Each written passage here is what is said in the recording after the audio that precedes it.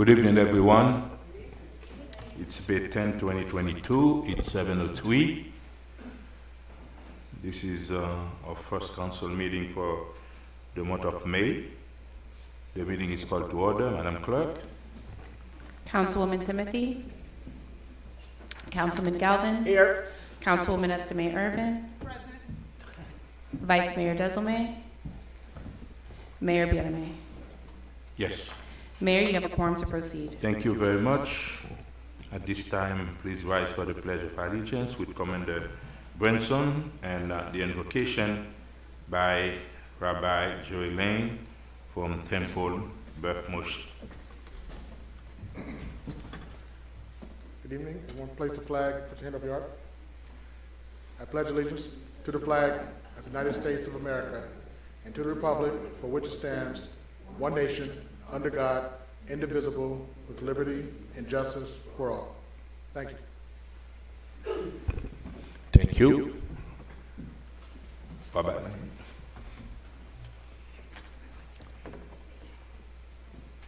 Be seated, please. Relax.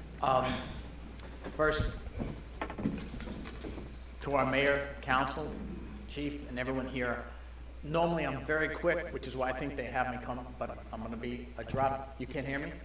Oh, I'm going to be a drop longer. I can't hear. You can't hear me? Okay. No. So I'm going to be a drop longer. In the Bible this week, it's called Kedoshim, which means holy. So there's a line which everyone knows. It says you have to love your neighbor as yourself. Now that's kind of absurd, because some of us don't even like our neighbors. And what does it really mean? First of all, it's what precedes it.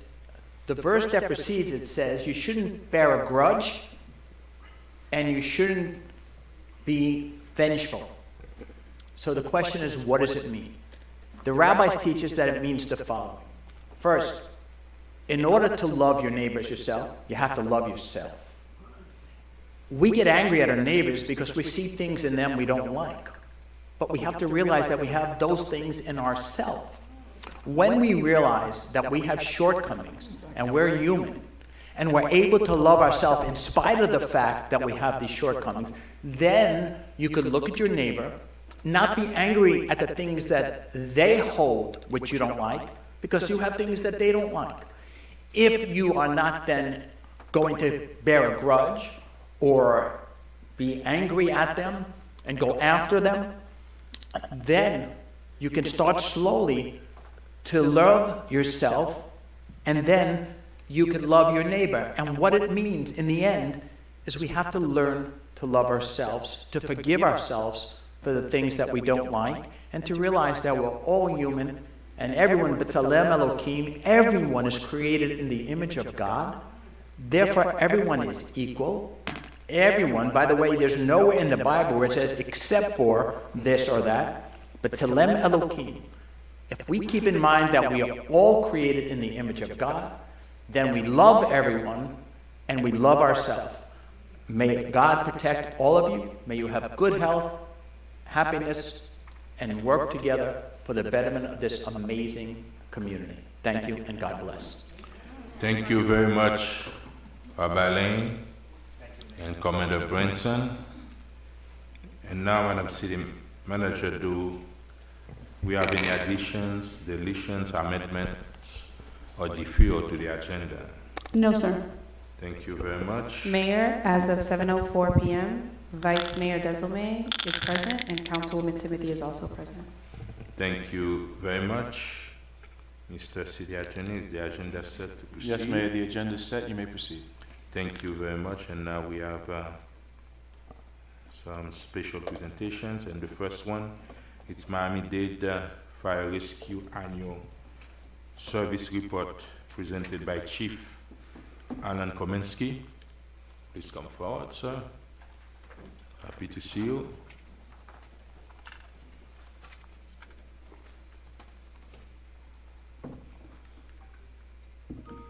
Good evening, Mayor Bienemay, Vice Mayor Desilme, Council Members Galvin, Tomoke, and Estime Irvin, City Manager Therelis. My name is Alan Kaminski. I'm the Fire Chief for Miami-Dade Fire Rescue. A 27-year veteran of the fire service, certified firefighter, paramedic, fire inspector, held all through ranks throughout the fire department, as well as the fire marshal for the county for several years. Department overview. We originated in 1935, largest fire department in the southeast United States, among top 10 largest in the nation. We have a little over 2,800 employees, 2,100 sworn certified firefighter, paramedic, EMTs, as well as a little over 700 civilian support staff. We have 157 frontline units, 62 advanced life support transport units, and 60 suppression units, 71 fire rescue stations, 2 full-time air rescue helicopters, 2 full-time fire boats. We're accredited by the Commission on Fire Accreditation International, as well as Insurance Services Office ISO rating of a 2/2X. Some department service highlights: emergency medical.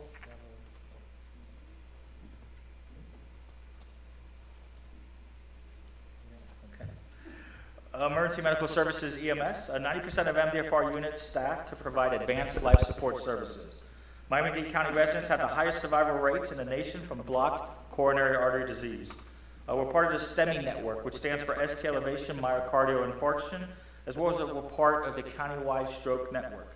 The Office of Emergency Management, OEM, also resides within the fire department. Manages the County Emergency Operations Center, the EOC. We coordinate emergency response and recovery plans, and we're accredited by the Emergency Management Accreditation Program, known as EMAP. In 2021, we hired 4 new recruit classes, so we had the pleasure of 96 new certified firefighter, EMT, paramedics join our frontline units. Some other highlights in 2021, some new units of service: Rescue 77 in Homestead. Fireboat 21 was replaced with a new 50-foot vessel metalcraft at Hollover, as well as Fireboat 73 was replaced with a new 50-foot fireboat vessel at the Port of Miami. We have 4 new Augusta AW-139 helicopters that joined our fleet. On April 4th of 2022, Rescue 13, as well as Rescue 74 went in service. On July 1st, 2022, we have Rescue 17 going into service. 2 new fire rescue stations. Station 29 was a knockdown and a rebuild, so it was a pleasure opening that brand new station in April of 2021, as well as groundbreaking for Station 68 in October of 2021, which is close to Dolphin Mall. Miami-Dade Fire Rescue has had the pleasure of serving the city of North Miami since 1969. In 2021, MDFR responded to 10,044 emergency calls within the city. 79% of the primary response into the city were provided by Station 20, which responded to 3,370 calls. Station 18, which responded to 2,309 calls, and Station 19, which responded to 2,253 calls. Station 20, those 3,370 incidents, was 34% of the calls. Station 18, the 2,309 incidents, was 23% of the calls. And Station 19, 2,253 incidents, was 22% of the calls. There's 13 fire rescue stations within 3 miles of the city of North Miami.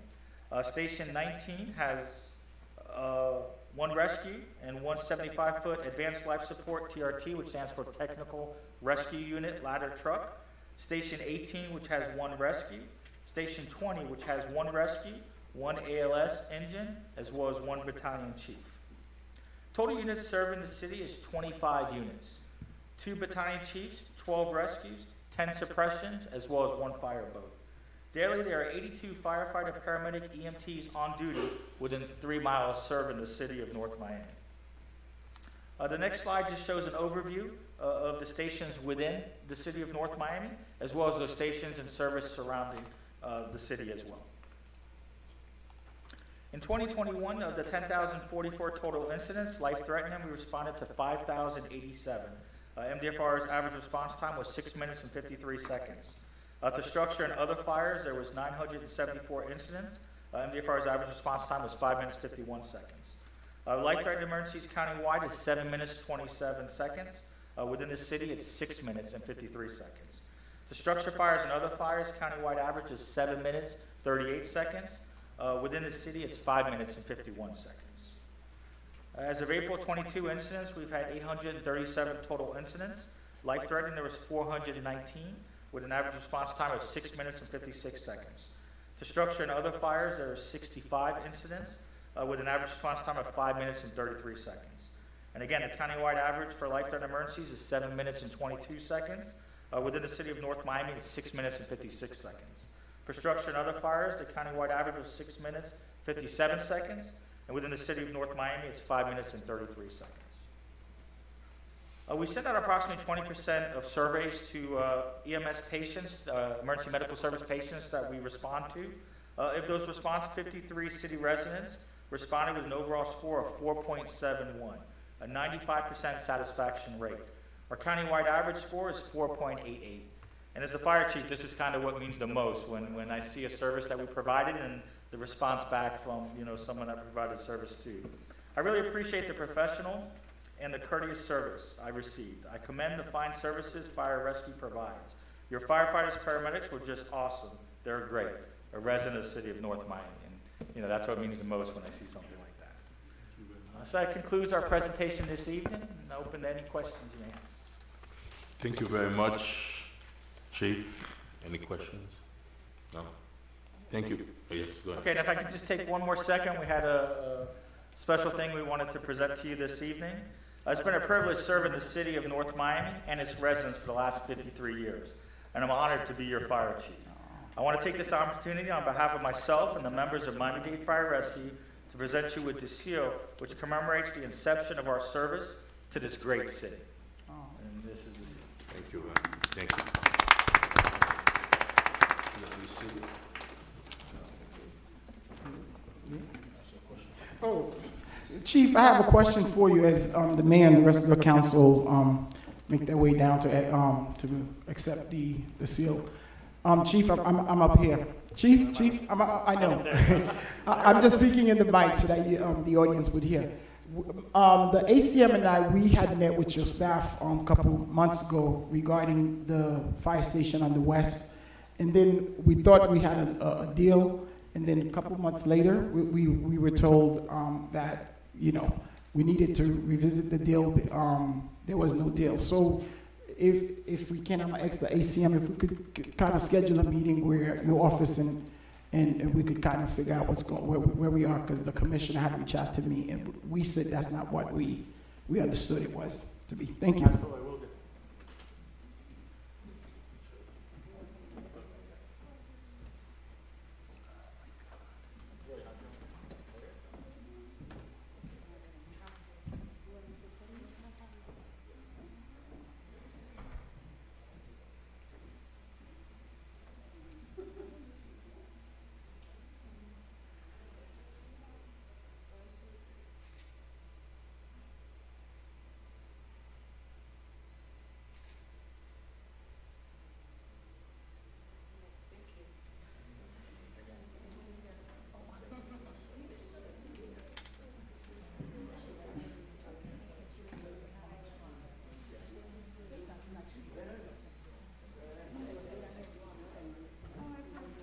Yeah.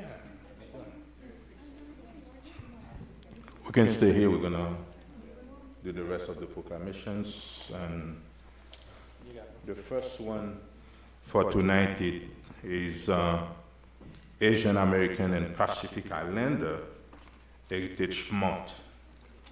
The month of May is put aside not only to celebrate and recognize the support of the Haitian community to this nation, but also the Asian American and Pacific Islander Heritage Month. And I have a proclamation in this regard. Whereas Asian American and Pacific Islander, AAPI Heritage Month, originated in 1978 when Congress passed Public Law 95-419. This law directs the president to issue a proclamation designating the week beginning on May 4th, 1979 as AAPI Heritage Week. On March 28, 1979, President Carter issued Presidential Proclamation 4650, which highlights the significant role AAPI play in American society and their contributions to the science, arts, industry, government, and commerce. In 1992, Congress permanently designated May of each year as AAPI Heritage Month, and to recognize the support and everything that this community brings to this nation in all aspects possible, the city of North Miami is pleased to recognize Haitian, American, and Pacific Islander Heritage Month, and for that, I'm gonna call two people that we know in this community have been doing great things. First of all, it's Winnie Tang. We want you to come and accept the proclamation on behalf of the Asian American community. And also, we're gonna call someone from the beautiful city of North Miami. We have a proclamation for him because we know during the pandemic, when COVID hit, and those essential workers play a big role in helping in that regard.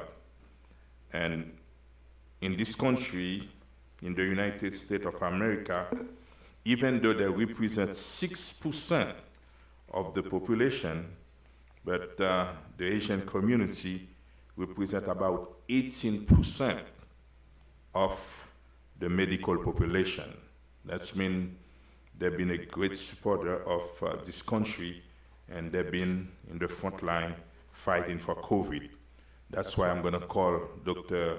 Gilbert W. Leon, a resident and business owner in the city of North Miami, to receive this proclamation on behalf of the city.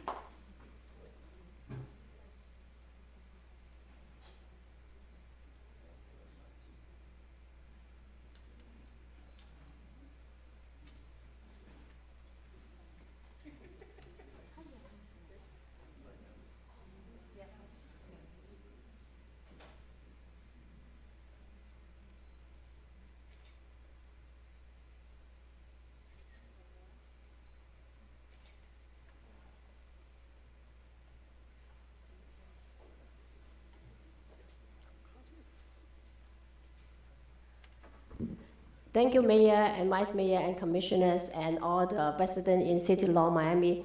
But today I want to have a special moment to call on your acknowledgements that Mayor just read about the history of the Asian Pacific American Heritage Week starting in 1977. And last week on the May 3rd, it was a sad day for the Asian community because the Secretary Norman Mineta and with the Transportation Secretary and the Commerce Secretary, and he was one of the two Congress members to getting the Asian Pacific American Heritage Month proclaimed in the U.S. Congress. So I would like to have all of us to have a moment of silence to honor Secretary Mineta for his as a giant statements to really do a lot of work in the community, and he is a very few as Asian American to be appointed into two cabinet office. One is in the Commerce and one is the Transportation by two different presidents. So, and for that, without him, and there's no celebration of the Asian Pacific Heritage Month, and which is 47 years ago. So I just really honored to ask all of you to have a moment silent to honor him for his contribution to our countries.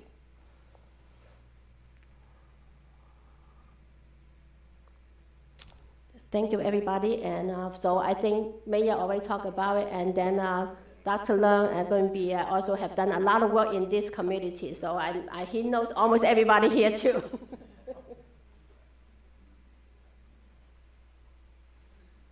I'd like to thank Mayor and Vice Mayor and Council for this kind proclamation. I've been in the community for 38 years. 38 years ago, after my residency, I started my practice 2 blocks from here. and I've been enjoying every moment of the practice, and with the support of the citizens of North Miami, different mayors and council. I have to say that every day I enjoy going to work. And actually I told everybody that my work is like a long vacation. And my 38 years of service to the community has been a very nice vacation for me. Thanks everybody. God bless.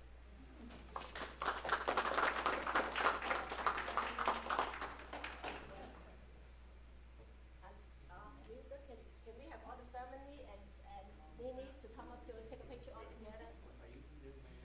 Yes. I asked them. I'm sorry, Mayor.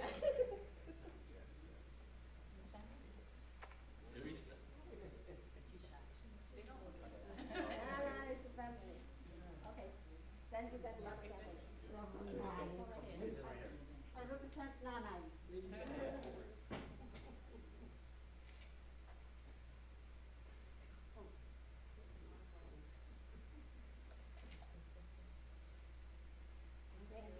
Thank you, Mayor, I'm sorry. Thank you for inviting me. I am the one from the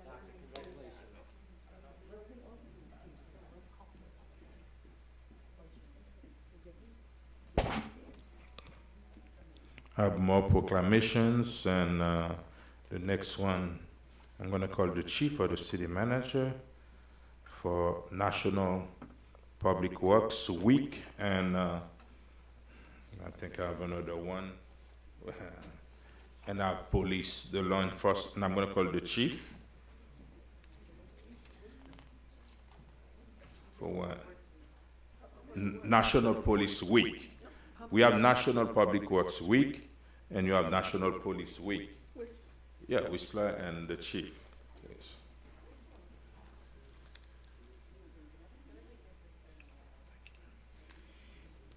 You're gonna.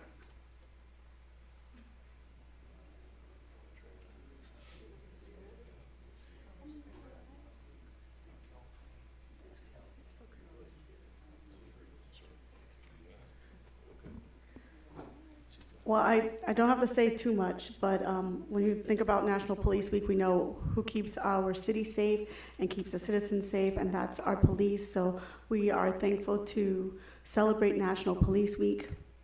And then we have our, what I call the silent angels, which is public works, because they make everything work when we don't know and we don't hear.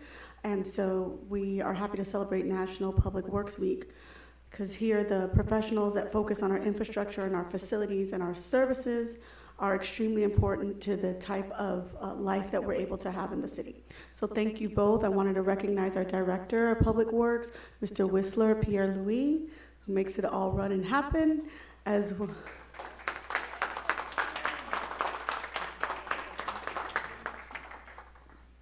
And then I also want to recognize the Police Chief, Larry Jariga.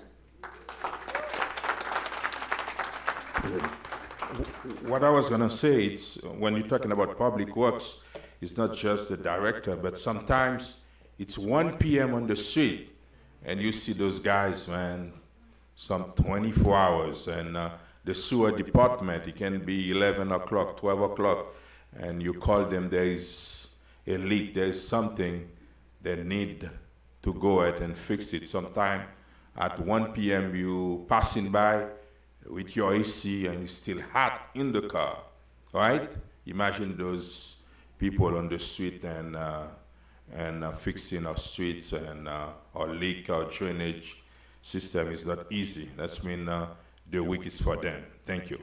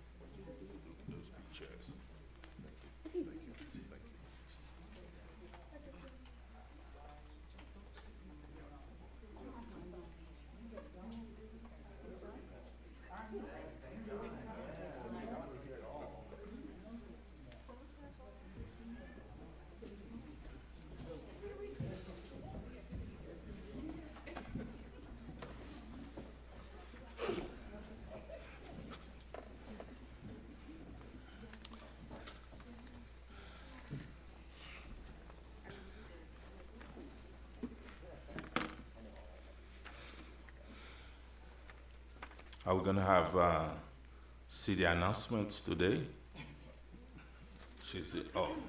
You're in the bank, you can go ahead. Thank you, Mayor. Good evening, Mayor, Council, staff, North Miami neighbors, and guests.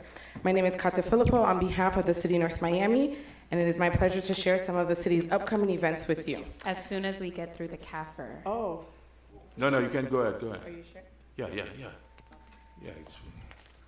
Thank you.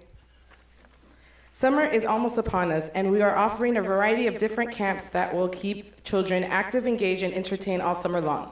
There are 2 exciting camp programs to choose from. Campers who participate in our MVP summer camp located at the Keystone Park and Community Center will enjoy sports-themed weeks, indoor and outdoor games, sports clinics, and field trips. While campers at the Joseliston Center will enjoy theme weeks, on-site activities, games, field trips, and more. This is an opportunity you don't want to miss. Both camps will be held Monday through Friday between the hours of 7:30 a.m. to 6 p.m. Registration is now open. Contact the Parks and Recreation Office located at 1600 Northeast 127th Street, and they can also be contacted at 305-895-9840, extension 12603. Are you interested in public trust? Do you want to deter police misconduct? The City of North Miami Citizens Investigative Board, CIB, was established by city ordinance on July 14, 2020. The purpose of the board is to ensure that public safety is a top priority for the city administration to attract growth, encourage economic development, and maintain a high quality of life for all citizens and residents. Applications are now open to join the Citizens Investigation Board. Apply today by visiting northmiamifl.gov/232. Attention North Miami residents, business owners, and community stakeholders. As part of the City of North Miami's proposed 2022-2023 annual action plan and the home ARP allocation received from HUD under the American Rescue Plan, the city is conducting 2 public meetings. The goal is to solicit public input and feedback from stakeholders and interested parties regarding programs and activities eligible for CDBG and home funding, and to prioritize such activities through the 2020 to 2024 consolidated plan. Funding uses, targeted beneficiaries, eligible activities and expenses under home ARP. The meeting will take place tomorrow, May 11th, from 6:30 to 7:45 here at the City Hall Council Chambers. The second meeting will take place on Thursday, May 12th, from 6:30 to 7:45 at the Joseliston Center, located at 1525 Northwest 135th Street. For more information, please call the Housing and Social Services Department at 305-893-6511, extension 2000. To celebrate Haitian Heritage Month, join the North Miami Public Library for a celebrity story time. Enjoy a special story read by a NOMI community member every Thursday at 4 p.m. at the North Miami Public Library, located at 835 Northeast 132nd Street. This Thursday, I, Kata Filippo, will be reading. You have Special Event Supervisor Arlette on May 19 and our North Miami City Clerk on May 26. For more information, please contact the library at 305-891-5535. In honor of Haitian Heritage Month, learn to dance compa at the North Miami Public Library. Learn compa, the modern merengue dance of Haiti, every Saturday during the month of May between 3 and 4. The class will be taught by the owner and founder of KOTR Compa, Sunny Laventure. Register today by calling the North Miami Public Library at 305-891-5535. Space is limited. Join the Get in Gear community bike ride this Saturday, May 14th, and experience a scenic ride through our beautiful city of North Miami. Registration begins at 8 a.m. over at the Mocha Plaza, located at 770 Northeast 125th Street. The ride will promptly begin at 8:30 a.m. and ends 90 minutes later. This month's bike ride is in commemoration of Haitian Heritage Month. Please bring your own bicycles. Helmets are also required for participants ages 16 and under, and encourage for all participants. The North Miami Public Library and Mocha present Haitian Flag Day Teen T-Shirt Design Contest. Show off your creativity skills by designing a T-shirt that represents the Haitian flag on Monday, May 16th at 3 p.m., also taking place at the North Miami Public Library. The winner will be announced Wednesday, May 18th at 3:30 p.m. and will receive an Amazon gift card courtesy of the Friends of the North Miami Public Library. The participants must be present on May 18 to win. Save the date. The City of North Miami proudly celebrates Haitian Heritage Month by joining our Haitian Flag Day celebration on Wednesday, May 18, 2022 at 4 p.m. on the Mocha Plaza, located at 770 Northeast 125th Street. Our confirmed artists include New Look, Gabel, DJs Tony Mix and Stacks, local artists La Jondeur and Lady Rose. For more information, please visit northmiamifl.gov/celebrate. To continue the commemoration of Haitian Heritage Month, Conversations at Mocha, The Shadow of Napoleon, is a look into the intersection of history between the Polish and Haitian diaspora and the impact of the Napoleonic reign in context with modern-day views of Haitian history. The conversation will be moderated by Dr. Chelsea Steiber. Panelists will include artist and associate professor Jacek Kaminski and postdoctoral fellow Dr. Stephanie Chancy. This event is free and fully virtual and will take place on Haitian Flag Day between 7 and 8:30 p.m. Register online at mocha.org. The City of North Miami is happy to welcome back the Gold and Silver Senior Program in person and is resuming the program with a bang by hosting a welcome back party.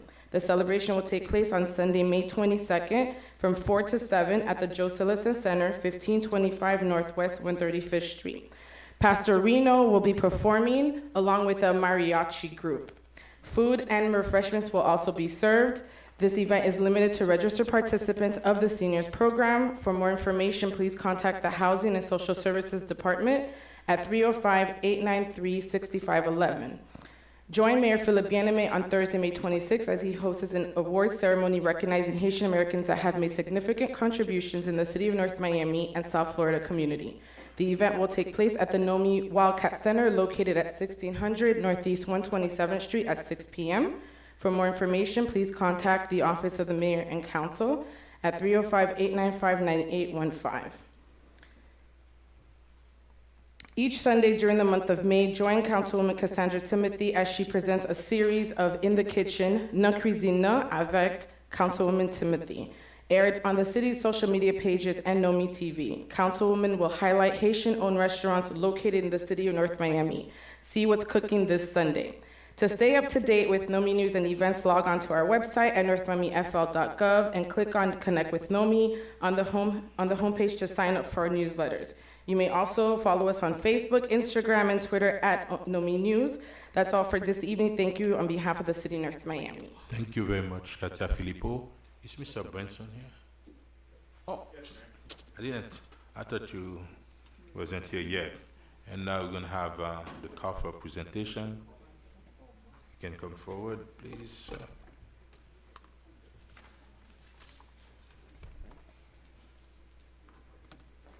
Good evening. I assume they have it on the screen. Information. Yeah, it's there. Use the mic, Mr. Branson. And can I see? Come up around here, please. While we're doing that, Mayor, Vice Mayor. Use the mic, yes. Vice Mayor, Commissioners, staff, City Manager and her staff, and we'd like to especially give special thanks to your finance team in getting through the annual audit report. As you know, it can be pretty challenging, but I think we have some real great news in respect to this year's audit, and having having gone through the process, things under the direction of your team have made some positive terms. And with that, this booklet formerly known as CAFR, now AFR, that name had changed. It's 200 pages, more or less. We summarize it in the PowerPoint presentation that we're going to share with you of highlights of the work that was done. So with that, we went through the scope of the examination, which was the audit of your financial statements pursuant to generally accepted auditing standards. We also conducted government standards, and we specifically identified the major funds that were audited, which are these major governmental funds: General Fund, CRA Fund, CDBG entitlement fund. We did the land closure, and there were significant funds this year in respect to the American Rescue Plan. So those two had specific audit tests done. We performed a review of internal controls, tests of compliance, audits also in accordance with the provisions of the Auditor General, and it all culminates in what's known as a data collection form, which is the information gathered and presented to the federal government. Okay. We talk about the significant audit results. You have what's known as an unmodified audit opinion on your financial statements, which is known as a clean opinion, the best opinion that you can get in the industry, and in substance you agree with all of the accounting standards. There were no reportable conditions noted in internal control this year. We did share some information with management in connection with some IT reviews with all the cybersecurity that's going on this year.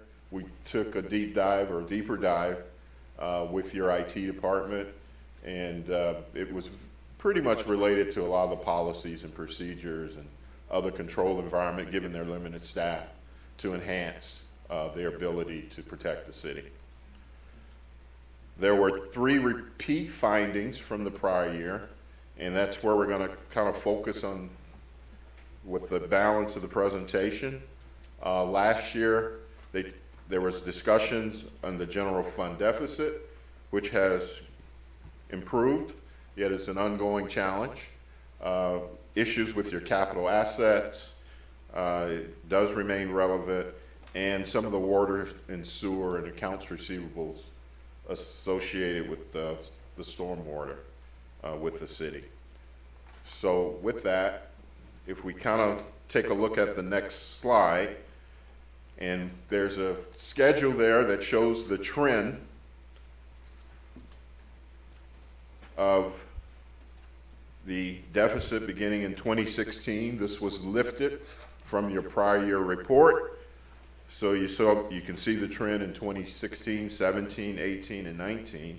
And if you would go to the next pages, we'll just go to page 6, we can see that's been turned around for fiscal year 21. We had total revenue of $62 million, expenditures of $57 million. So in respect to the expenditures over the revenue, you had a positive of $4.3 million. And with some of the other transfers, you now have a positive ending fund balance. So it's been of $3.8 million, about $3.9 million.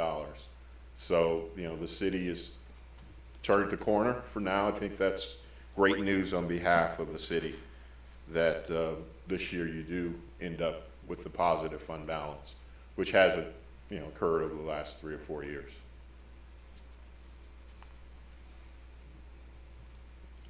Okay, the next issue was the page 8 that talks about the capital assets. And this addresses basically their adjustments, bringing onto your books some of your capital assets that may be maintained on sheets and information in methods outside of the standard accounting documents. So I do understand that the accounting staff is continuing to work and identify citywide those assets so that we can get them recorded in the financial records. And the last comment addressed the issue. Keep in mind, these all roll forward from the prior year. Addressed the issue of some of the water and sewer and stormwater accounts receivable. Over time, that trend has grown from $13 million in 2016 to about $16.4 million in 2020. And throughout our audit process, unfortunately, that number has continued to grow to over $16.4 million to over $18 million. So it's just addressing some of the cash flow issues and the collectability issues that may result with the growth of the receivables.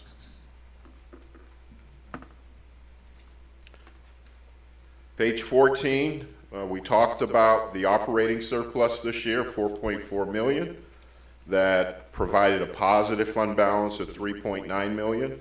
We can see the revenues have grown in the business type activities, again, water and sewer and stormwater, for a little more than $1 million. It was 33.6 to over 34.6 million. And we lastly like to point out page 15, which gives you a chart of the taxable property value in the city, which I think is a very positive trend. You've gone from in 2017 to about 2.8 billion, and you can see that trend has increased to almost $4 billion in 2021. So the development activities and the economic activities of the city is now, is slowly being reflected in the growth in your property values, which again, as you know, those values are some of the core sources, or the primary source for your tax revenue. Just a couple other matters we want to close out with. Earlier, officially the document formerly known as CAFR is now the Annual Comprehensive Financial Report. So a name change has occurred. And one of the more relevant issues is the implementation of GASB 87. That GASB deals with leases.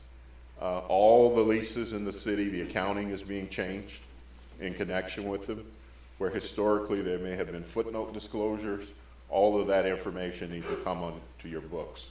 And I point that out because that could result in in what's known as a modified opinion if you don't, get that work in place by the end of this fiscal year. And it's really a Herculean task. City has a lot of leases when you look at your equipment and vehicles and some of your buildings and space. So it's something that needs to be addressed as soon as possible to address that GASB. So with that, we're here to answer any questions that you may have here or with the document. Thank you very much. You want to start? Yes, go ahead. Thank you, Mr. Brunson, for your presentation, and also thank you for taking the time to meet with me as it relates to that now AFR. My first question, what contributed to the city's total net position with the books ending in the positive for 2021? Well, we can ask staff to answer that, but there was a big contribution with the American Rescue Funds. I think it was about $9.6 million this year in terms of a grant, which is a specific intention is to help cities. Yeah, so the recover one-time from lost funds associated with COVID. Those one-time revenues. My second question, the 7.1 million, the net increase, what contributed to that? Like I'm seeing pension, there was a 7.1 increase. And the payroll-related expenditures? Miguel Augustin, Finance Director. Councilwoman, are you talking about the general fund or? No, I'm on page 5, under the management discussion and analysis. It said that there was an overall net increase of 7.1 million in payroll-related expenditures due to FRS, city's pension, and so forth. So was that increase because we hired new employees? Well, if I may jump in, this year there was significant returns in the retirement fund compared to past years. So with the significant returns, it lowered your costs in terms of contributions that were required from the city. So that really kind of worked statewide to all the participants in the FRS fund. Okay. And my next question, what contributed to the overall positive fund balance? I remember, what page number was that? Was it 180? What contributed, like which departments took like the biggest hit? I remember Park was like 2.4 million, police was. Okay, so, well, it's a twofold. What page is that one on the African? Is it 120? Okay, so if we're talking about the general fund, The expenditures associated with the general fund are on page 20. Page 20. Right, so, and this, we don't have it presented up here, but it's from page 20 of the annual report. That demonstrates the expenditures associated with the different departments, compares it last year to this year. The big changes in terms of, well, I should say, total expenditures for last year in the general fund was 66 million compared to 57 million this year. So there's a drop of about $9 million overall with respect to the general fund's expenditures. There was a big change in public safety. Last year was 35 million, this year was 31 million. And that $4.2 million decrease, there were three major factors. There was a $1 million decrease from the interfund charges that are provided for risk and for equipment rental, so for fleet. So the charge that those funds charged to the general fund and to those departments was reduced. So that decreased their expenditures. Another part of it was there was a $1.6 million decrease because the building fund used to be part of the general fund in prior reports. This year, it's now a separate fund. It's a special revenue fund. So that accounts for part of the decrease in that line item in public safety. And also there was a $2.1 million decrease in public administration costs. That's in particular related to the community policing division as well as uniform patrol. So there was some savings there to the tune of about 1.3 million. So another department that had, or another category, culture and recreation, that relates primarily to parks and MOCA. There was a decrease also there of about 2.3 million. That decrease is a result of also the charge that I was talking about for fleet and risk. That charge was reduced overall for all city departments. So there was a savings there from that as well. There's also a reduction in expenses because of reduction in community events and the community events and payroll cost savings from positions being not filled or frozen. So those were the savings that we had there as well. Another big category, well, the final one, I'll just take this one for the final one. The capital outlay that the general fund had in 2020 was 1.5 million. This year was only 113 million. So there were less capital expenditures in the general fund. So that contributed to the reduction in overall expenditures. Now, on the revenue side, if you turn to page 22, you'll see where the revenues from 2021 are compared to 2020. Overall revenues were, so overall revenues, total revenues were 32 million versus 31 million. So not much of a change overall, but what changed was the makeup of the revenue. So we had an increase of 7.4% or 1.4 million related to property taxes, which is the major revenue source for the city. There was also an increase of 1.2 million related to intergovernmental revenues, and those are the revenues that we get from the state. So the local option gas taxes, the shared revenues, and so on. Compared to last year, those numbers have recovered, so that helped as well. And of course, we can't ignore the $5 million transfer for the American Rescue Plan. So, and what that is from part of the American Rescue Plan allows for cities to use up to 10 million in the allocation for revenue losses associated with the pandemic and so on. So we were able to take $5 million from our first tranche, which was 9.6 million, to offset some of the losses that we had in COVID-related losses. Thank So you. Yeah, no, thank you for that. And I just wanted you guys to explain it, because I know you guys explained it to me, but looking at page 20, when you look at public safety taking a hit of 4.2 million from the last fiscal year, and Parks and Rec also taking a hit of 2.3 million, and I know that was kind of due to, like, you know, part-timers being let go and parks not being open. As we reopen, I'm sure that number is going to, you know, increase. But I wanted the public to know page 20 is where to go to see what departments took a hit in the last fiscal year. And then my last question, if you can pull up page 4 on the PowerPoint, that shows the revenue from 2016 to 2020.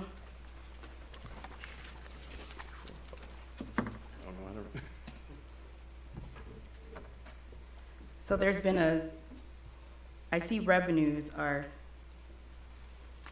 it's pretty much steady, and then when you look at our expenditures, every year we're currently in the negative.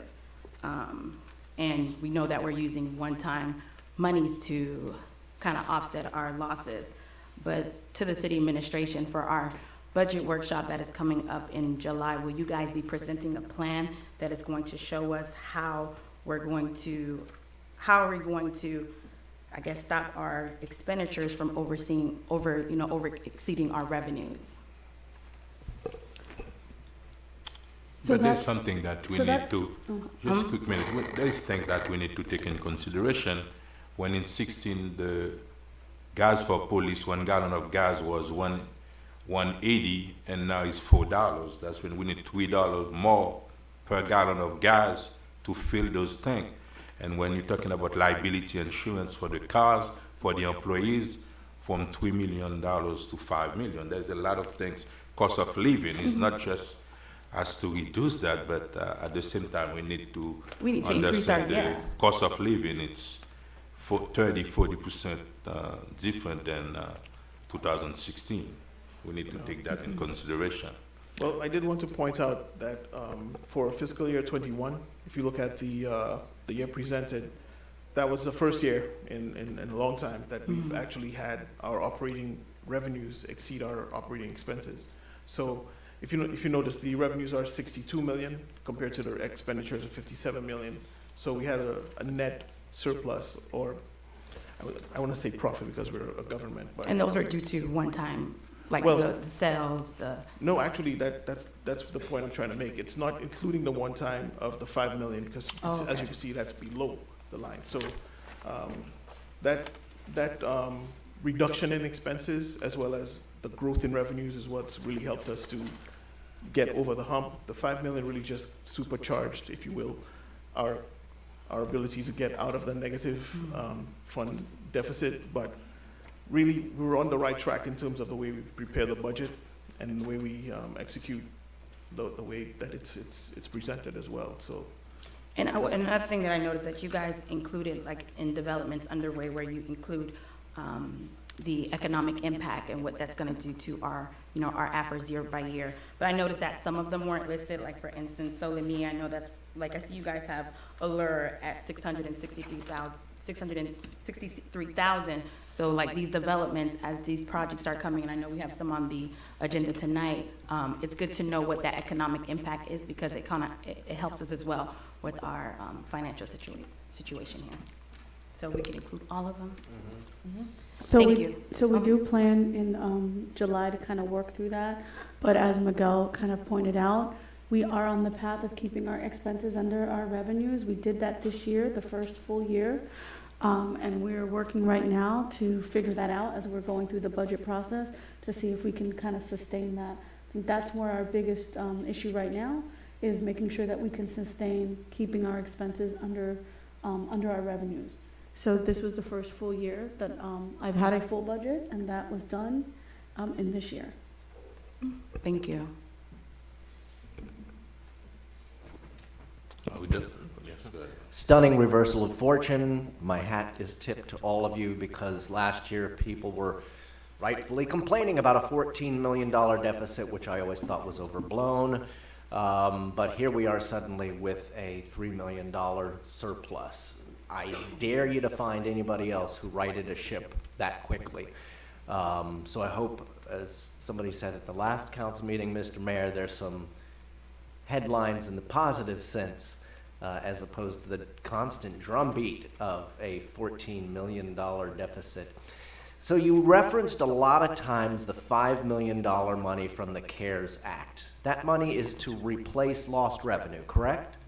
So Right. did we lose revenue that was akin to $5 million, or did we lose $1 million and we got 5? So that's where, like, how did that come in?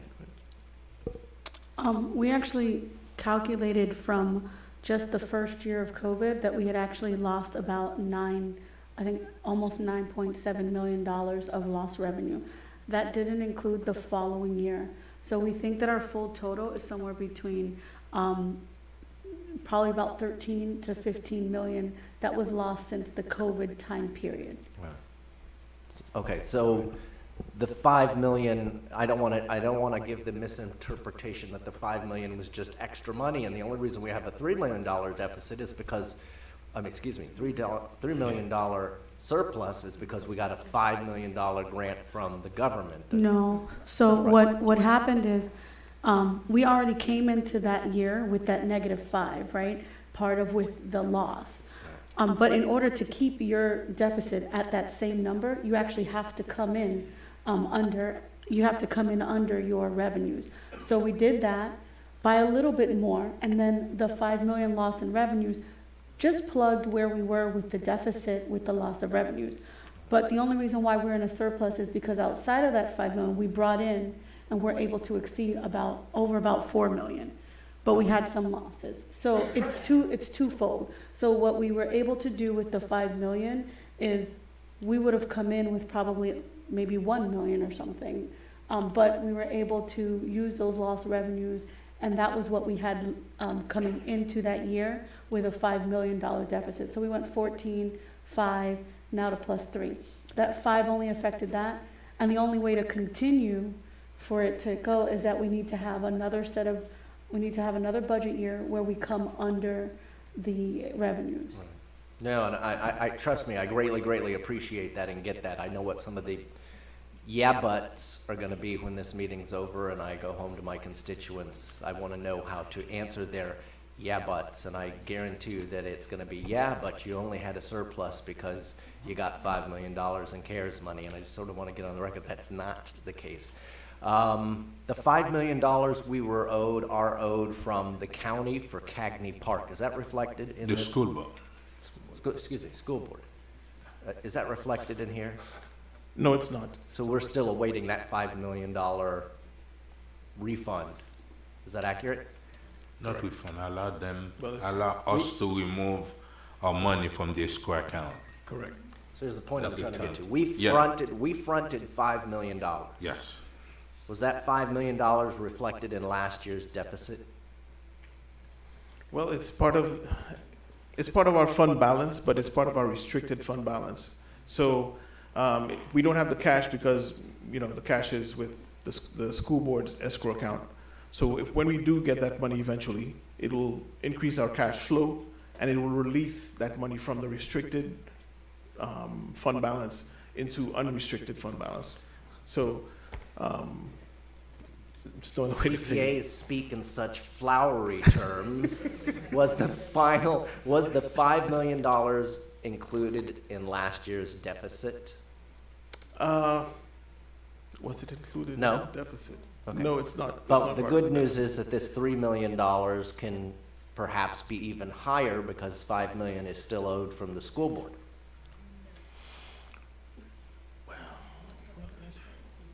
No, it won't, because it's just the way the 5 million is recorded right now, it's recorded as a restricted cash and a restriction in our fund balance.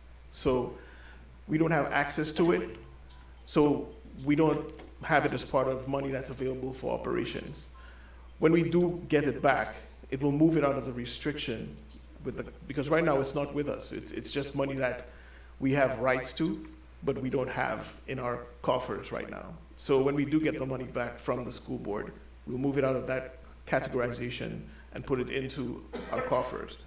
Such flowery language again. When we get that $5 million back, Is that a good thing for the city, or is it a total wash because we don't see it anyway? So No, it's it- absolutely a good thing, because it will be money that will be available for us to use. Okay, we can continue the conversation with Yeah, the flowery we stuff. can use it as cash, so there's a whole different, like, what our cash flow is. We don't have that cash in our hand, but it was already reflected in another year. It got reflected that it was already there, and we got that. So it won't be a new revenue. So then it wouldn't affect that line for our fund balance, because it's not a new revenue come the next year. But it's now unrestricted cash, and we have that in our bank account. So that helps, because sometimes we may spend where that cash is not there, but now you actually have the cash in our bank account back. But it was reflected before, so it wouldn't be a new revenue source. I've only got two last questions. Is there a summary page in any place I couldn't find it where it just breaks this down into easy to digest language for simpletons like me who need it to be easy, that I can use to show to constituents again and say, because how is that possible? You've got to be cheating. There's got to be some game here. There's no way we went from -14 to +3. Well, it was -14 to -5 to +3. There's a year in between there that you're missing. But remember, when we had the $14 million fund deficit, we actually had a 5-year plan that we gradually planned to, through budgetary processing, to get ourselves out of that hole. Now, at the time, Is there a summary page that I can say to my constituents? Yeah. Here So- it is. In fact, I'm going to fax this to you. Here's the page. so if you look at page 20 and page 22 of the MD&A, which is part of the annual report, it gives an explanation of the expenditures of the general fund and the revenues of the general fund. And it compares it one year to the other, and you're able to see the explanations as to why things changed. If it's the one I remember seeing, I didn't feel like that was that simple. I'm looking for budget for, we can continue, but budget for non-CPAs. Here's where you were, here's why you improved, and here's what the new standpoint is now. Because that's where I feel like I have to really be able to break it down to constituents without a lot of the long language. And then I want to absolutely echo what Councilwoman Timothy said. As we present all of these different development items to the community, clearly they have been a benefit so far financially. We need to make sure that in addition to the design and here's how it's going to look, and it's going to face east, and there's going to be flowers, we need to also talk to people about the financial revenue on a year-to-year basis it's going to bring the city. Yes, there's going to be also expenses related, but I think we overlook the incredibly positive that the development brings from a financial standpoint. As I've said to constituents, well, we can shut down all development, but to pay our costs, we're just going to have to raise your taxes. Is that okay? And, well, that answer is always no. So I agree we should put magnifying glass on that. Sorry it took so long, Mr. Mayor. So we can work on that. I know that when we bring in the projects, CP&D kind of says it, kind of overall, but we're working on kind of breaking that down through years. So if the development, we kind of have an idea of how much that brings per year. You have a breakdown about upcoming developments. Yeah. And they also have it on the website, if they could include Yeah. it under plan and Yeah. approved development. Just And big how and much red, it's gonna bring economic to the city. impact and the dollar amount. No other questions? Yes. Oh, I could go? Yes. Oh, okay. I just have some real minor questions because we met, I think, last week, and I want to thank you, Mr. Bronson, you and Miguel. Mr. Augustine answered all my questions. The only thing I would say, which I did say, I would prefer if we do meet prior to it being out, so that, questions that we have from constituents, we would know how to answer them, like Councilman Gavin mentioned, at least after it's out. That was my main concern and question. I think it's something good that we all should applaud for, from going from where we were to where we are now. But I do have a couple of clarification. Is it, I heard 300 and something, and I'm hearing $3 point something million. and out of the deficit, what's the surplus where we are? Because I do have some questions in relating to that. Because I thought it was 300 and something after everything was done, or is it 3 something million from what I'm looking at? Well, the fund balance for the general fund is 3.9 million. 3.9 million. Okay, and again, from my understanding, part of it is a twofold, which the manager, I think, mentioned, was part of the 5 million from the Rescue Care Act, which has played a big role into us from, from where we were, the 8 million from last year that we were in deficit, and the sale of asset kind of play a role in our income coming, and then with the other fold would be the services, which we're not gonna get into, because I think I mentioned to you guys at the meeting that, that's something that you guys would, could share with the manager in terms of, how we see that service in terms of moving forward. But I think it's a little bit more complex when we explain it to residents. But once we do understand, the American Care Act does play a role, but there's different other factors that do, and once we know, what some of those highlight factors are, we could explain it to,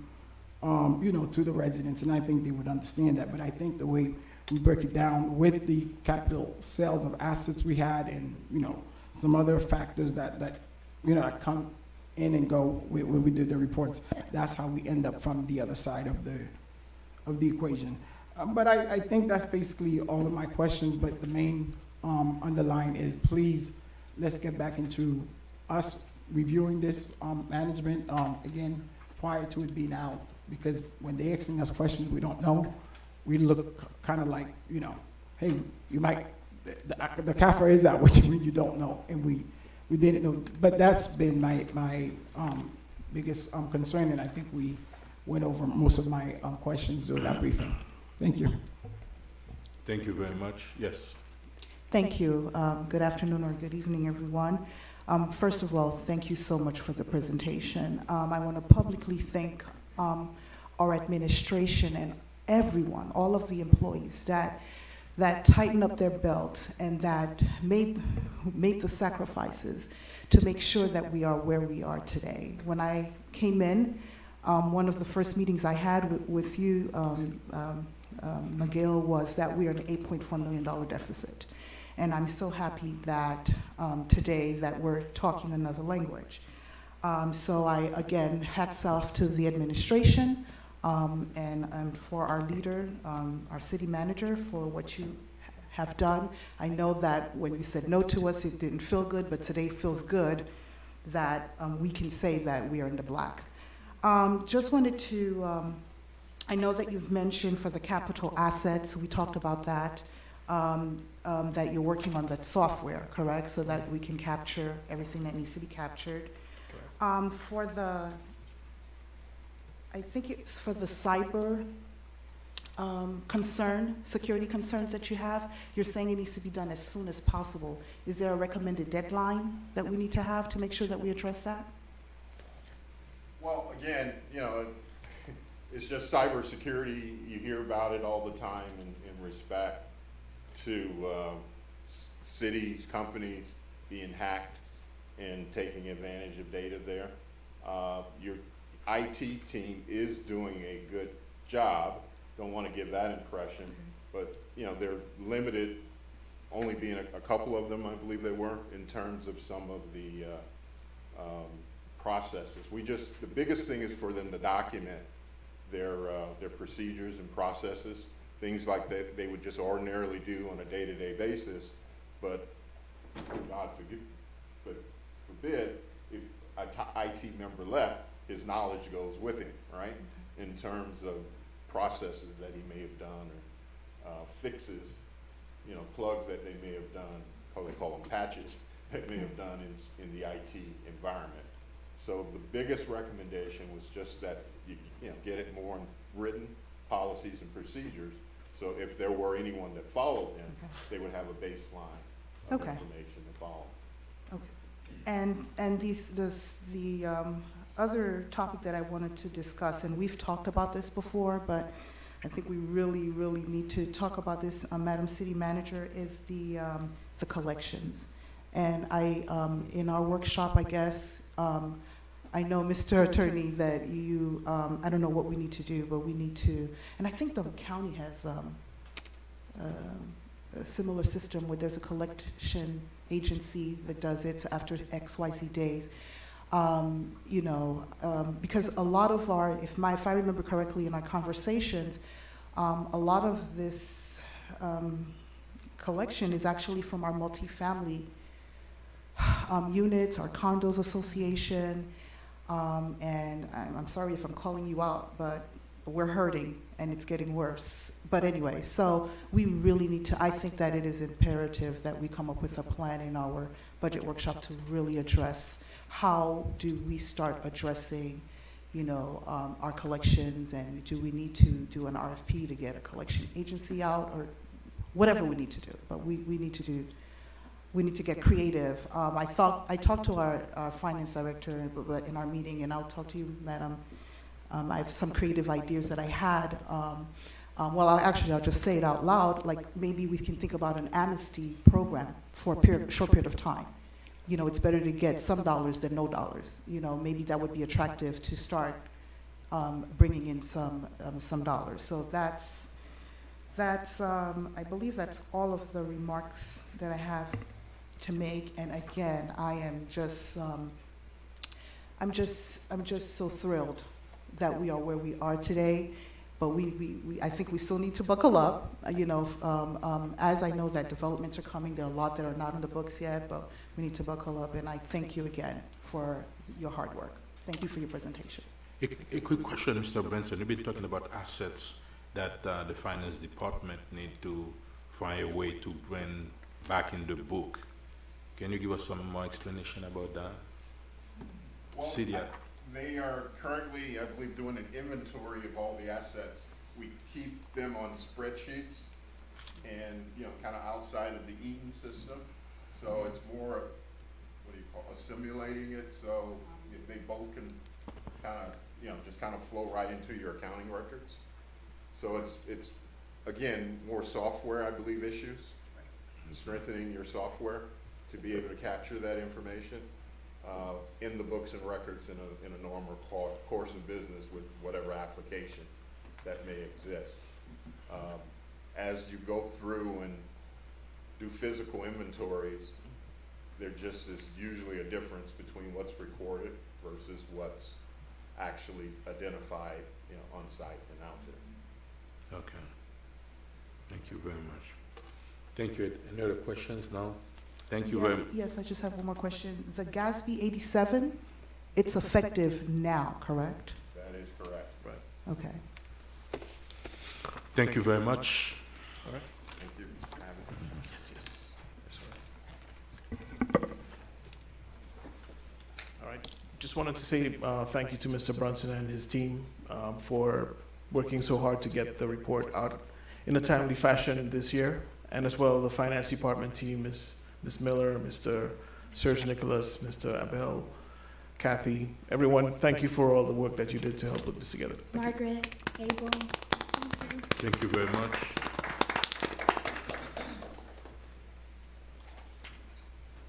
Move to adjourn.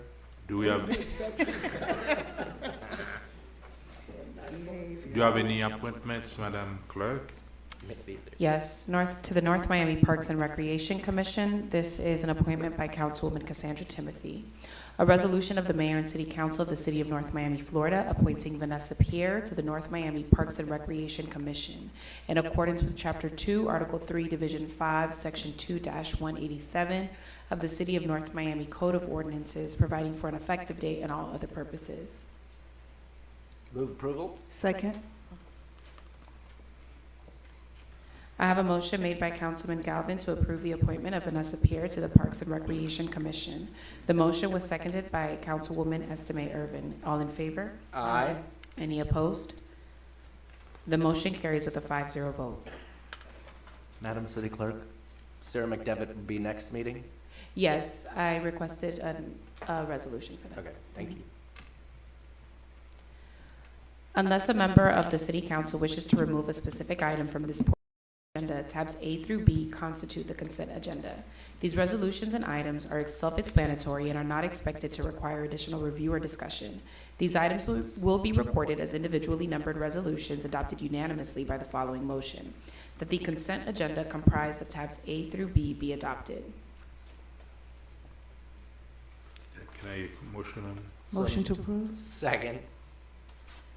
I have a motion made by Councilwoman Estimate Irvin to approve the consent agenda. The motion was seconded by Councilman Galvin. All in favor? Aye. Any opposed?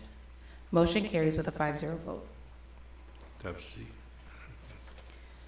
Tab C, a proposed resolution of the Mayor and City Council of the City of North Miami, Florida, authorizing the execution of an off-system construction and maintenance agreement in substantially the attached form between the City of North Miami and Florida Department of Transportation, designating and setting forth the responsibilities of each party with regard to the maintenance of roadway improvements for the project located on State Road 909 West Dixie Highway, from Northeast 129th Street to Northeast 151st Street, providing for an effective date and all other purposes. Tab C. Before we move forward with that, can I have a quick question? The project is done already? Good evening, Mayor and Council. Worcester Pierre Lewis, Public Works Director. This project is not done. This is a proposed project. Okay, how are you gonna take over the maintenance when the project is not done for you to do an inspection and make sure they meet all the requirements before you take over the maintenance and operation of the median of the project? Sure. That's part of the agreement. The agreement is for once they complete the work that the city will, actually part of this agreement, we'll sign off and provide them comments on the designs that they propose. They'll construct it, and then we'll take over maintenance once the project is accepted. If you don't see the project, they pull all the permit and you close the permit, they said they were gonna do the landscaping and you do the inspection, then you can take possession of the maintenance. I don't see. And We're that's the first agreeing time I see to, that. Usually we do afterward. No, actually, sir, this is typically the way we do these contracts with FDOT. They're not gonna do the work unless they know that we're gonna take maintenance of the. 125, it wasn't like that? This is the normal language that we see in these agreements. Even before? yes, we recently approved this, 2 similar off-site agreements in the prior council meeting. Oh, okay. Can we open tab C to the public? Tab C is open to the public. Tab C is now closed. Do you have any question? Move approval? Second. I have a motion made by Councilman Galvin to approve the item at tab C. The motion was seconded by Councilwoman Estimate Irvin. All in favor? Aye. Any opposed? Motion carries with a 5-0 vote. Tab D, a proposed first reading ordinance of the Mayor and City Council of the City of North Miami, Florida, providing for a text amendment to Chapter 29 of the City of North Miami Code of Ordinances by amending Article 2, Division 2, entitled Planning Commission, and Division 3, entitled Board of Adjustment, to further clarify membership terms, providing for repeal, conflicts, severability, correction of scrivener's errors, codification, and an effective date. Tab D.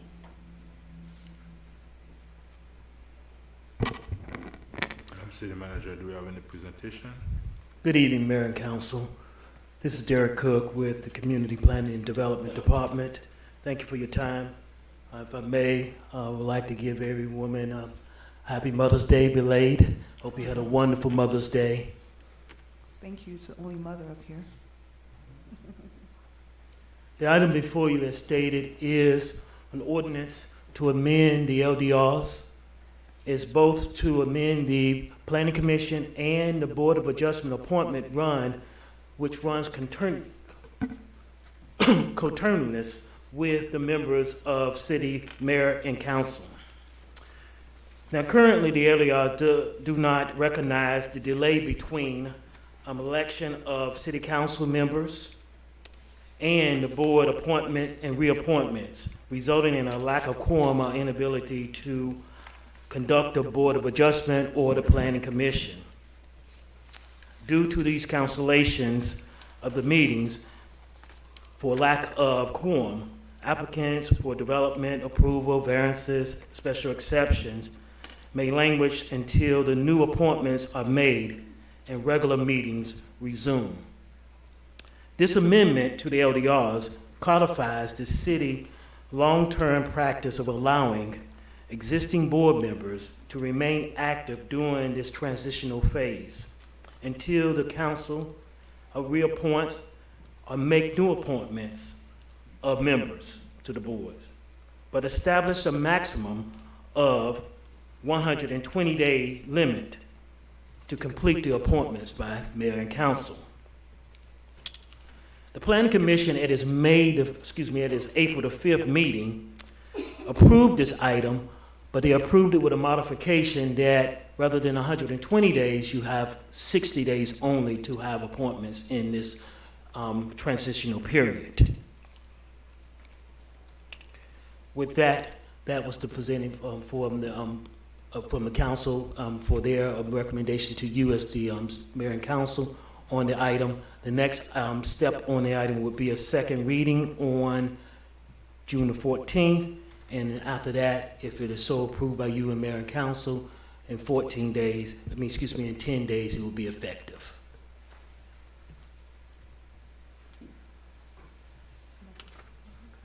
Are you done? Thank you very much. Let's open it to the public. Tab D is open to the public. Tab D is now closed. Do you have any question? I have a question. Yes. You said the planning commission recommended 60, but currently in the ordinance before us, it's still at 120, correct? Yes. Okay. And prior to that, the code was silent on this matter in the transitional process. I know I was one of the members who were newly elected, and it took me a while to find, qualified people, or I was looking for younger people as well to serve on some of the boards. I'm available. In 2025. And, it took me a while, so I do say, and Yama, I will submit the rest of my names. I am still doing my searching, because I know I get emails and texts from Chanel all the time about when am I going to appoint someone to boards that are vacant. So thank you for that by extending it, because I know I was one of them who held them up. So the code was silent, so it wasn't like an illegal meeting that they didn't have, that I didn't have my appointment serving on the board during those times, correct?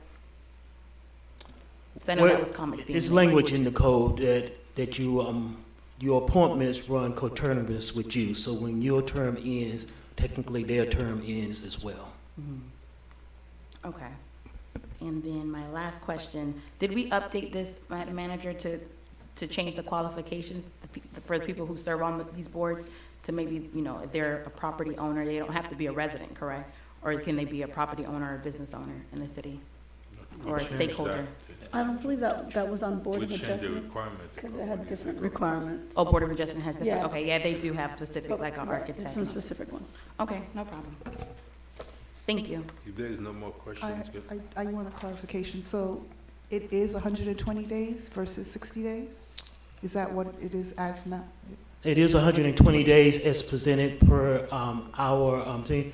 The recommendation by the Planning Commission was to reduce it to 60 days. It is your discretion as mayor and council if you want to take that recommendation.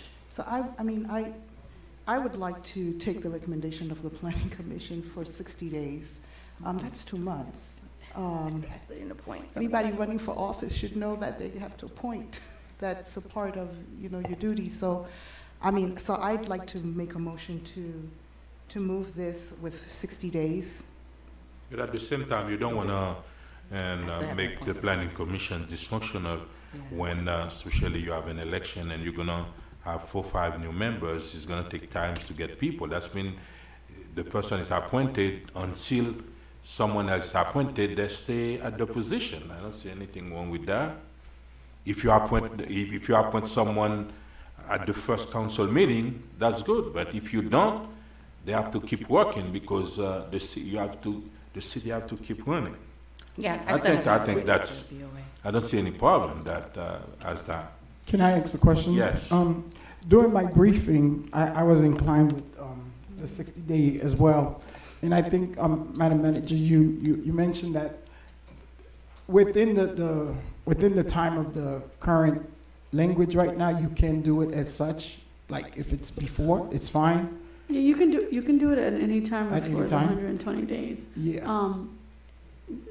if it's 60, that means that you wouldn't be able to do it, so it kind of forces getting a Yes. new person on. The only thing that was giving, and I agreed to it because I didn't think about it prior to that, prior to the briefing, was like if, and I think the mayor just mentioned it, if somebody, let's just say like Cassandra, taking their time, 3 months is not enough, and because I said, well, maybe 90 days, and then they said, well, if you could do it at any time, somebody may be prepared, more earlier than somebody else. And I said, well, the 4 months, 120, it's more, I think, for the staffing, I guess, for staff to do their work. So we looked at 120 because of the time we saw that it takes for the transition. So someone might come in, have a few meetings. I don't know why you don't use the same term until the next person is appointed, period. No. What about if So yeah, so what in happens if 60 you- days, three council members, That's fine, I cannot. it we doesn't don't have to be agree on 60 any days. appointments.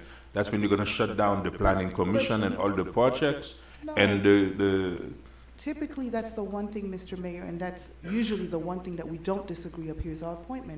Every time that someone is elected, that elected person should have the ability to appoint someone. Of let's course, see, with for some everybody's reason, you vote. can find But- volunteer, whoever's there, No, continue here's- to do here's- the work I of the wanna be- people. I wanna be in It's more the same thing agreement. for you. You're a Yes. council member, your term is expired, you stay in place until the next person is elected. If there's some type of emergency in the country, there's hurricane, there's whatever it is, you still stay in function until there's an election. It can be the same for the planning or the board of I adjustment. would like to be more agreeable The than term not. expired, this, but until the next person is elected. No, so what I see, the tendency is if we don't push ourselves, it takes a long time for us up here to Who's gonna push appoint- you? You're a politician, you're elected. The law. The law Let's say after pushes you. 60 days, you decided you don't wanna appoint So it someone. doesn't have to be What's gonna 60 happen? days, but I think 120 days is big. If after 120 days, you decide not to do that, what's If- gonna if you're force you running- to do if- that? No, but, Mr. Mayor, if you're running for office, you should know all of the requirements that is required of you, including appointing people to But the you know how board, and many, you should be thinking you know how about many that. departments are dysfunctional because you've been there for 1 year, 2 years, you're still looking for people to fill those positions? And the planning and the board of adjustment are the two most important departments that's guys gonna are- generate Listen, I'm- profit for the city. Yes, I can do that. Mr. Mayor, would that be good if we compromise 90 days with that, since it's... You can do 90, you can do 2 days, whatever you wanna do. What about if that's when if for some reason nobody decided to make an appointment, that's when we shut down the planning commission and the board of No, adjustment. but it's not that way. It has not been that way, sir. Of course it's been that way. What do you mean it's not been that way? Can I ask a question? Is there, because I know there's some boards that haven't been able to meet because, members aren't showing up. Is there a clause in there that says if they miss a certain amount of meeting, they get removed? Okay, just wanted to ask that. And then the second thing was, can a board member serve on two, like, let's say I appoint the mayor to planning commission. Can he also serve on board of adjustment, or like they can't serve on two quasi-judicial? No, I know not you. Let's say in 2025, I appoint the mayor to sit on planning commission. Can I also appoint him to sit on board of adjustment, or is there a rule that you can't serve on two quasi-judicial boards? You can't serve on two quasi-judicial boards. Okay, just wanted to make sure. Thank you, sir, for the record. But those are the Can I only two use boards motion that or are whatever quasi. you wanna Right, do? so I'd like to make a motion if with the friendly amendment of 90 days versus 120 days. I second that. No? No? Do I take back my second? 2 I days? still haven't reported to the board of adjustment. Those It's are- been a year. Why put for one person? Can we move forward? It's 8:30. That's not gonna serve at anything. But we Take the are. mayor's amendment to say that until you What appoint did this someone. get? What's? 90? Give me a second. I have a motion made by Councilwoman Estimate Urban. If someone to doesn't reduce the appoint timeframe anybody within the 90 days, you're gonna be removed from office? To reduce the timeframe Can we from add 100 that? You put the restriction. Oh, Jesus. No, they don't wanna do that, but you want the restriction anyway. That's a joke.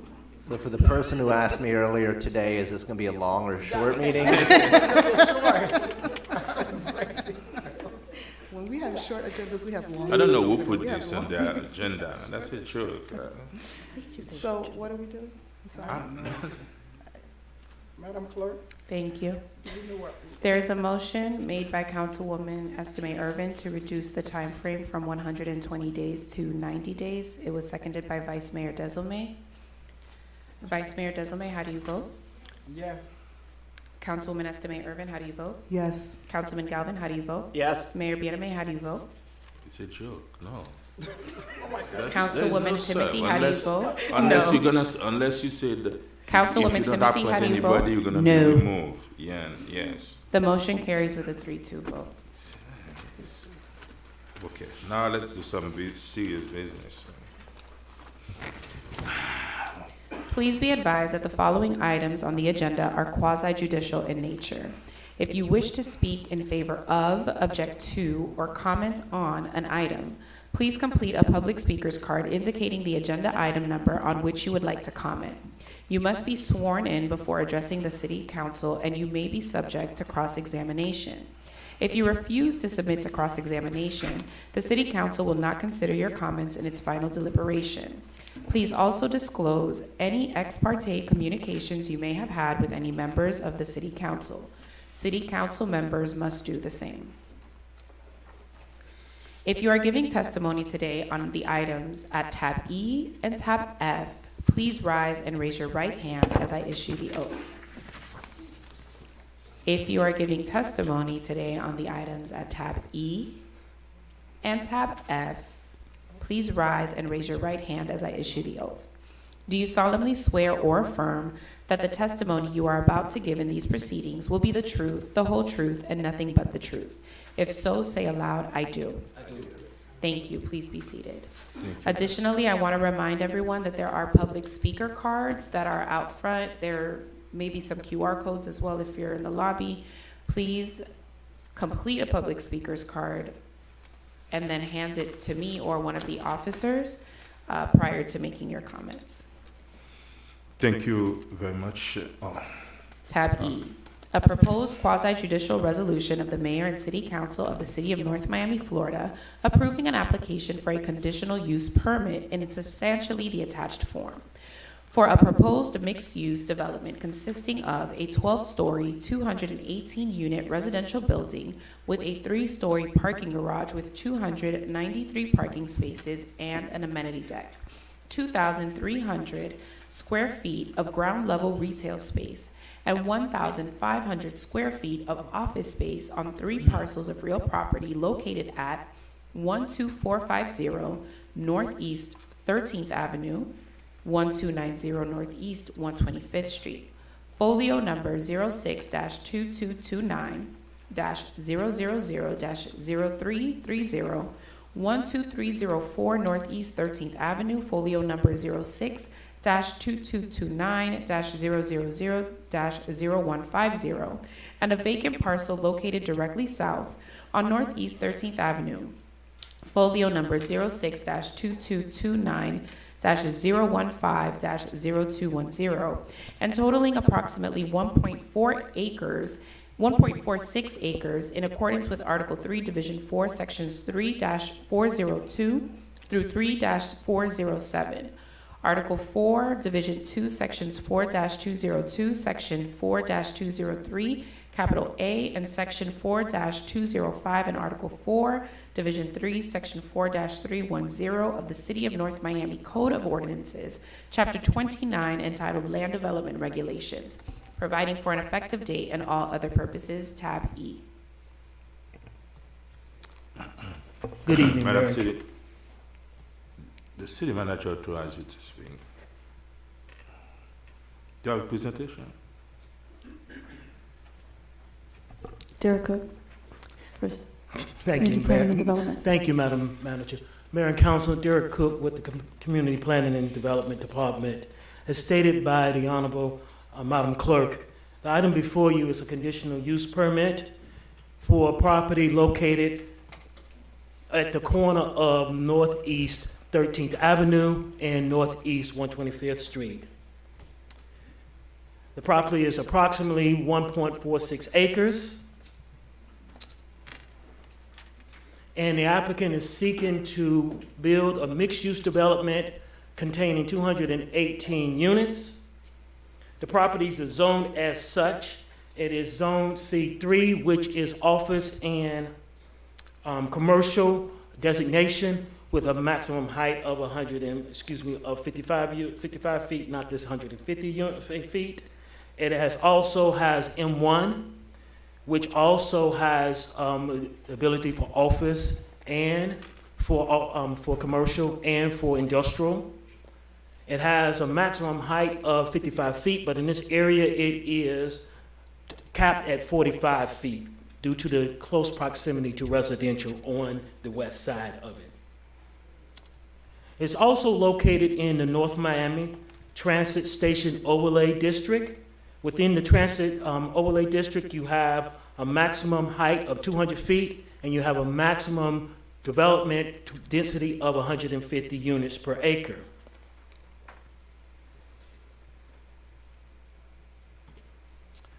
Again, as the proposal is for 218 unit mixed-use development. It will have 54 one-bedroom units of approximately 688 square feet, 152 two-bedroom units of approximately 985 square feet, and 12 three-bedroom units of approximately 1,180 square feet. You would have a street-third parking garage containing 293 parking spaces. It would have an amenity deck, and it would have approximately 3,800 square feet of retail and office space. They would have a 10-foot active shaded pedestrian promenade area for walking along 125th area, and the ingress and egress we offer northeast 13th Avenue. It would have a landscape buffer of approximately 10 feet transit area and a 6-foot sidewalk along northeast 12th Place. That area that we're speaking of is on the west side of the property, which abuts the residential area. As you see in the picture, they have a wall that is also abutting that area to help demarc and bring a buffer from the new tower and the residential units that are located there, the single-family homes on the west. Also, the property will integrate public art as part of the requirement, and it will be LEED certified or equivalent. It would have 100% of Florida native landscaping, and the Planning Commission recommended approval. The economic impact is estimated to have 724 short-term jobs, which will bring about construction for about 2 years. Estimated wages of $49 million. It will be 24 full-time jobs after the construction is completed, with an estimated wages of $9,228,000 per year. The ad valorem will be $454,200 annually. The impact and development fees is approximately $2 million.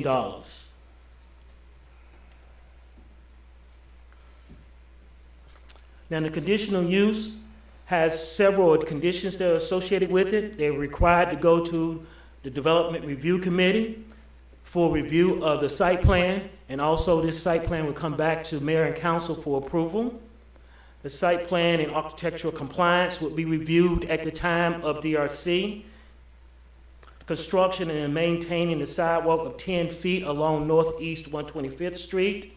Construction of 6-foot wide along Northeast 12th Avenue, 12th Place, and Northeast 13th Avenue. They would need a unity of title or to combine the lots by any instrument that they feel fit, unity of title, covenant in lieu, or replatting the lots if they so choose to do so. They would need to obtain a certificate of use. And as stated earlier, they would need to provide LEED certification or equivalent certification at time of certificate of occupancy, and have sustainability comments that they need to fulfill.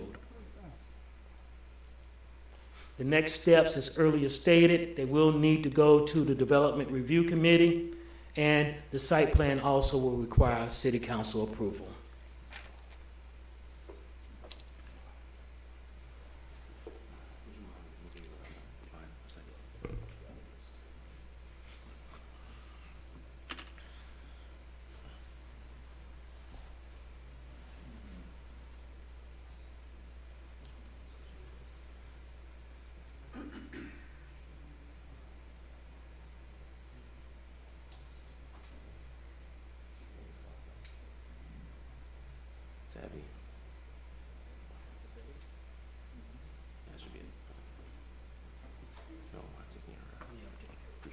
While we wait, please make sure that if you are speaking on tab E, that you've completed a public speaker card, and tab F as well.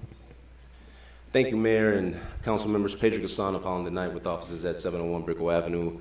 I'm joined this evening by my colleague Alessandria San Romain. I'm also joined by the principals of Klaus House LLC, Bruce Roden Sr., and by our illustrious architect, Patrick Valent. And we're here this evening on behalf of Klaus House LLC with respect to its request for a conditional use permit to develop 218 residential units, 2,300 square feet of retail, and 1,500 square feet of office. We have engaged in robust community meeting as part of this project, and one item that I do want to point out that's a bit different from what staff is requesting is that we would request that the requirement for a sidewalk along Northeast 12th Place be removed because the neighbors who we have met with had asked us not to have a sidewalk on the western portion of our property. We held several community meetings with the neighbors. We had a meeting back in November where we had over between 30 and 35 residents present, and then in March of this year, we also had another meeting where we had between 15 and 20 members of the community present as well. We also went door to door as part of this process, and we were able to obtain, we sent out about 50 petitions. We received about 38 petitions of support, 7 in opposition, and 5 were not returned. We are thankful to have staff's recommendation of approval, as we believe that this project will help to address a serious need within the city for more new housing within the city. We are also happy to have the unanimous recommendation of approval from the Planning Commission for this property. There are 3 points that I want you to remember tonight as part of our presentation. First, this application is necessary to accommodate our rapidly rising population in the county and in the city. Second, the property location makes it the ideal place for mixed-use development. And finally, the project will feature unparalleled amenities and innovative amenities. Next slide, please. The property is located at the southwest corner of the intersection of Northeast 125th Street and Northeast 13th Avenue. The property is 1.46 acres, as Mr. Cook previously mentioned, and is currently zoned for commercial and industrial uses.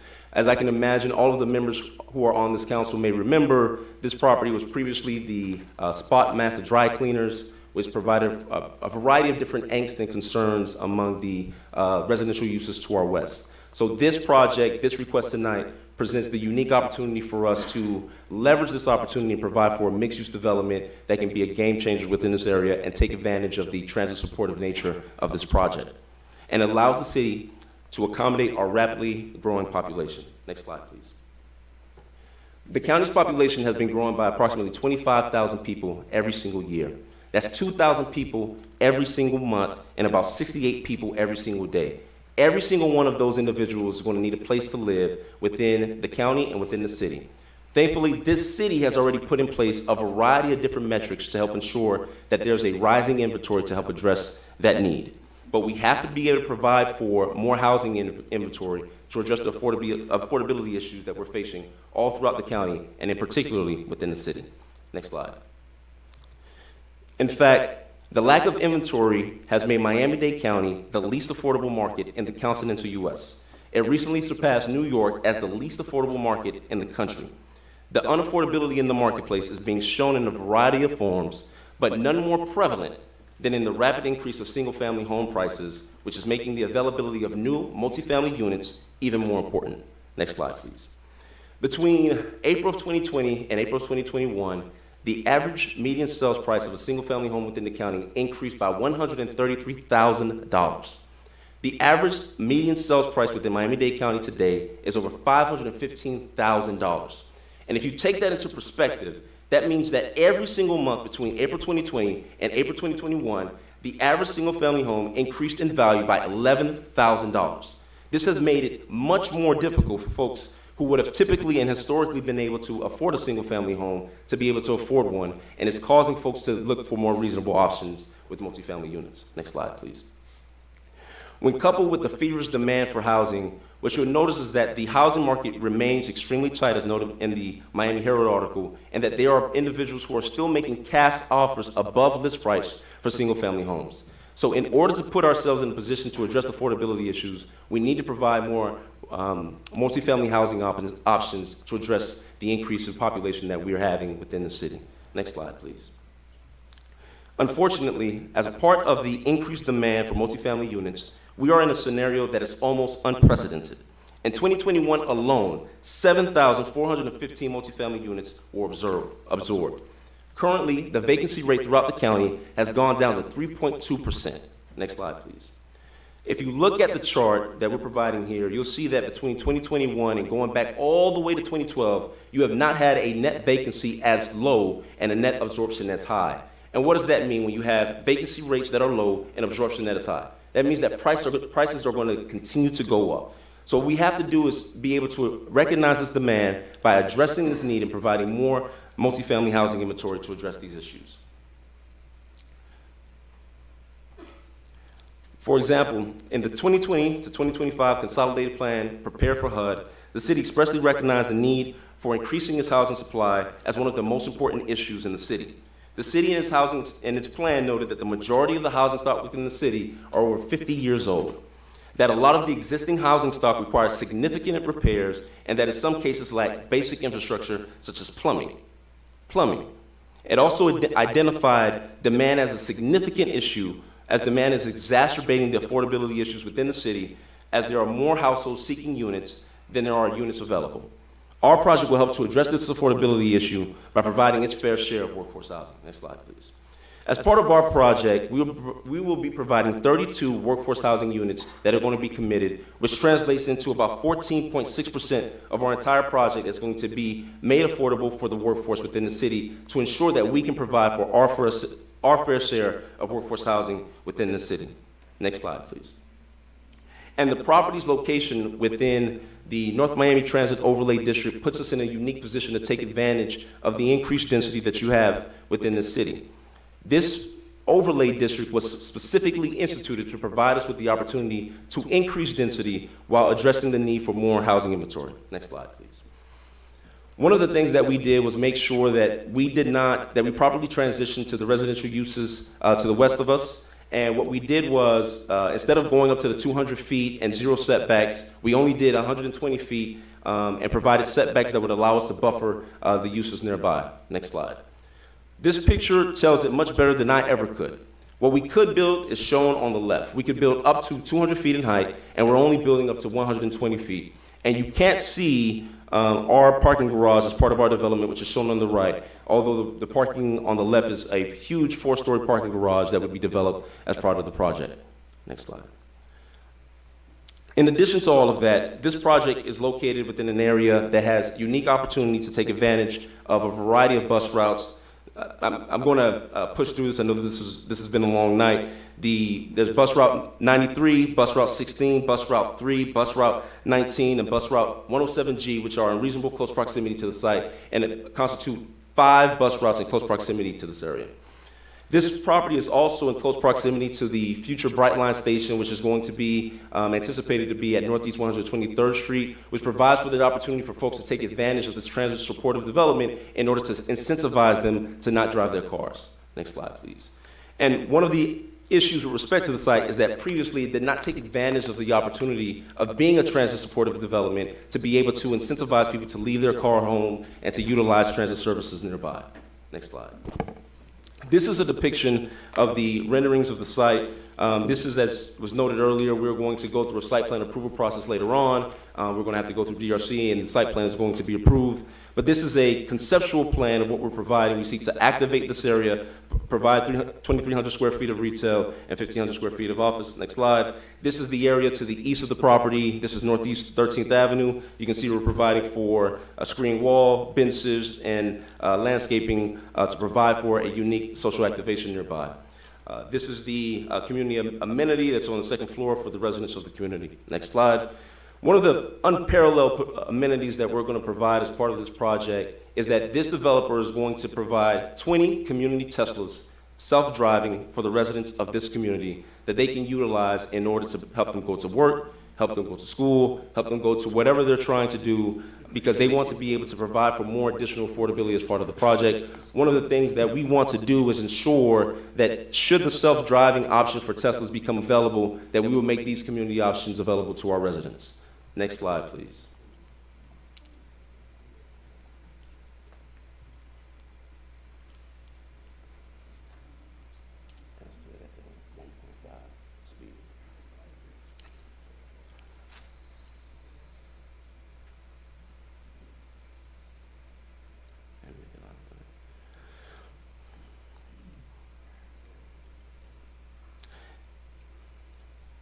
One of the things about this project is that we're also providing a self-parking valet system that's going to allow us to automate the self-parking for this project. All of the parking are going to be enclosed within a podium that you won't be able to see it as a parking garage, and it's all going to be automated. When you drive into the area, all you have to do is click your fob, and it's like a Rubik's Cube that comes down, puts you in a position to drive your car into it. You can step out, and then it will automatically transition to put your car into a safe place. It helps to ensure the safety of your vehicle and helps to ensure the efficiency of the parking in the units. You can move it on.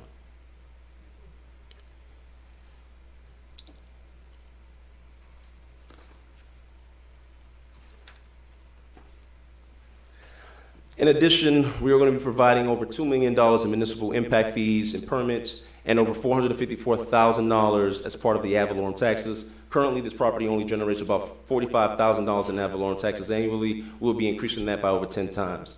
And we'll be providing 16 direct jobs permanently and over 519 jobs indirectly. So with that, we thank you for your time. We're here to answer any questions, and we'd like to reserve some time for rebuttal if necessary. Thank you so much. Before we move forward with to the resident, do we have any questions? Then after that, we'll go to the residents now. You want to wait? You want to listen to them first? We want to Okay. listen. Okay. Thank you. A quick question about that Tesla. It's a rental, right? Pardon? The Tesla. About It the would be Tesla? a rental. No. So the way that the Tesla is going to work as part of this project is actually the owner is buying 20 Teslas as a community amenity. So they will put those Teslas in the facility, and residents of the community will utilize it as an actual amenity that they will sign up for. How? Pardon? What do you mean, the people in the community? So people at the residential developments, people who live at Cyber Place, who live at this residential development, will have the featured amenity of being able to sign up to use the Teslas to go to where they're trying to go. If one of them got on fire inside, how you planning on resolve that? If it was one- automated, because I heard there's no solution. So I know that they've been working on a variety of solutions to the issues with respect to the fires that you're talking about. And one of the things that has been occurring is that there's substantial headway that's been going on with the self-driving aspect of the Tesla cars. And every single day they're becoming much more safe. And every single day it's becoming to a position where it's more likely that we'll have more Tesla vehicles and more automated nature that will be able to accommodate the residents of the city. That's when it won't be a rental for the residents. No, it's going to be an amenity for the residents that these residents who live at this facility can simply sign up for to utilize. Sort of like one of those scooters, the little things that we get on and it's just a much more advanced scooter. And free. Yeah, yes, it's a much more attractive scooter, is how I would put it. Real quick, Mr. Mayor, because I know real quick, I know you said you guys had several community meetings. Mm-hmm. What happened? Did you guys forget to meet with me, or because this is the first time I'm seeing this or seeing some of the pictures about this project? I've heard about it. Is that in front of the WJ barn? Yeah. Oh, so the Tesla, the self-drive, going to be in front of the school? No. So it's going to be in the park facility. So I want to address those questions. I personally met with you twice on the project. On this one? On this project, and we talked about the project. We met on the project. As a matter of fact, you met with me. You met with Patrick. You met with the owner. About this particular project? About this exact site. Yes. Well, yes, you may have Vice too Mayor. many projects that you're working on, because I don't remember nothing about this one. I do remember you at Coffee Cream. We met about the other one that you came with, about this one? Vice Mayor, with all due respect, it Yes. was about this project. Let me and the reason- ask you this, and you will tell me if I'm wrong. If we met, I know I would have said something about the blue, about the look of the architect. And you did, Vice Mayor. Oh, okay, then we met then, okay. What about the street, did you address the street is so? Yeah, so now? that is correct. So one of the things that we've done is we've limited access to our project from only Northeast 13th Avenue. There's not going to be any access from Northeast 12th Place. That was one of the issues that came up with the neighbors. They did not want to see any access from the west side of our building into the project, so we've limited everything off of Northeast 13th Avenue. We also did a robust traffic study that demonstrated that because we're doing these because we're doing the self-valet parking system, it allows us to be more efficient in how people queue into the project, because you're not queuing into the driving aisles, you're queuing into the parking units. So because of that, we've done the analysis that demonstrates that the parking is going to be sufficient and it can accommodate all of the traffic that's going to be generated by our site. Okay, let's open it to the public and let's hear from Hector Medina. Thank you, Mayor. Public hearing is open on tab E.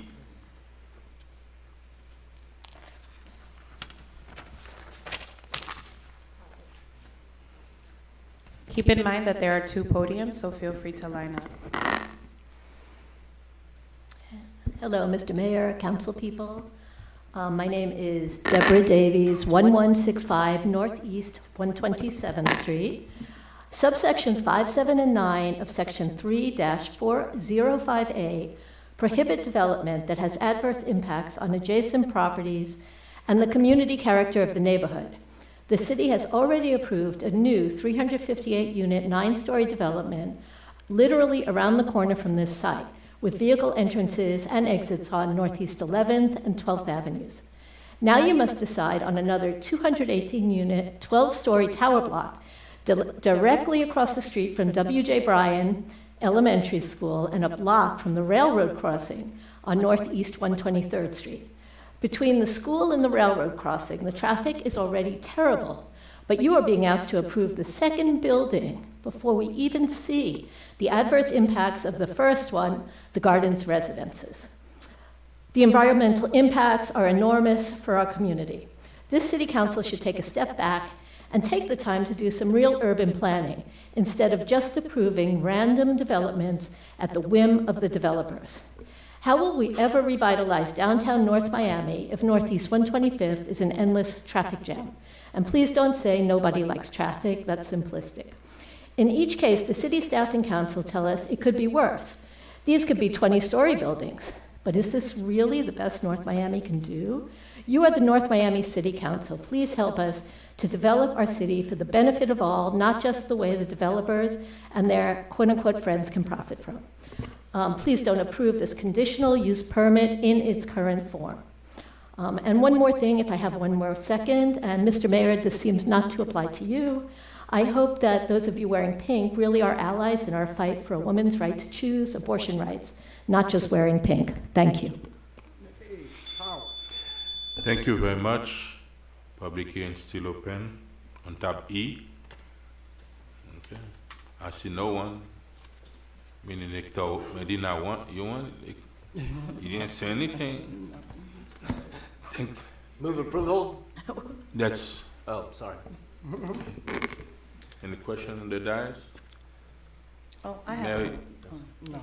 No, I just want to mention that I did meet with the developer. I just want to disclose that ex parte communication. Thank you. Yes. Mm-hmm. So I just want to also state that I met with the developers and I also attended the community meetings that you guys held, both of them. Wanted to say thank you. I know you guys toughed it out. You spoke to the neighbors, you addressed their concerns, you provided the additional landscaping as they requested. So definitely want to say thank you for that. I also noticed that you guys included workforce units in your development. Were you guys required to do that? Did you guys receive any CRA funding? You know, I know I mentioned it, but just wanted to. So we were not required to do that. We have not submitted anything to the CRA. This was something that we wanted to proffer as part of the development of the project.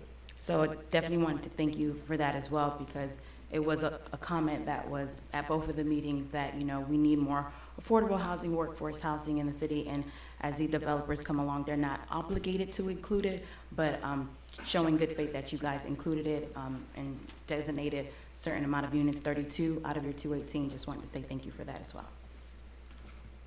A quick question, the step back on behind the building, what is the distance? So the distance between the building and the property on the west side is 10 feet. The North Miami Station Transit Oriented District requires 0 feet. So we're providing additional setback than what would be required by the transit overlay. You're talking about between the wall or between the sidewalk and the building? So that's one of the things. So the first issue is that the community did not want us to provide a sidewalk. They do not. You're talking about inside? Inside. Are you talking about the west side? After you build the wall on the property? Yes, it's 10 feet from the building to the sidewalk. Not to the wall? I'm trying to figure out what side you're talking about. Actually, right now you have a wall between, after the swell, right? You have the sidewalk, you have the swell, and you have the fence, right? The distance between the wall and the building. So the distance between our property line, the fence, and our building is 10 feet. Okay. I don't know if I'm understanding the question, Mayor.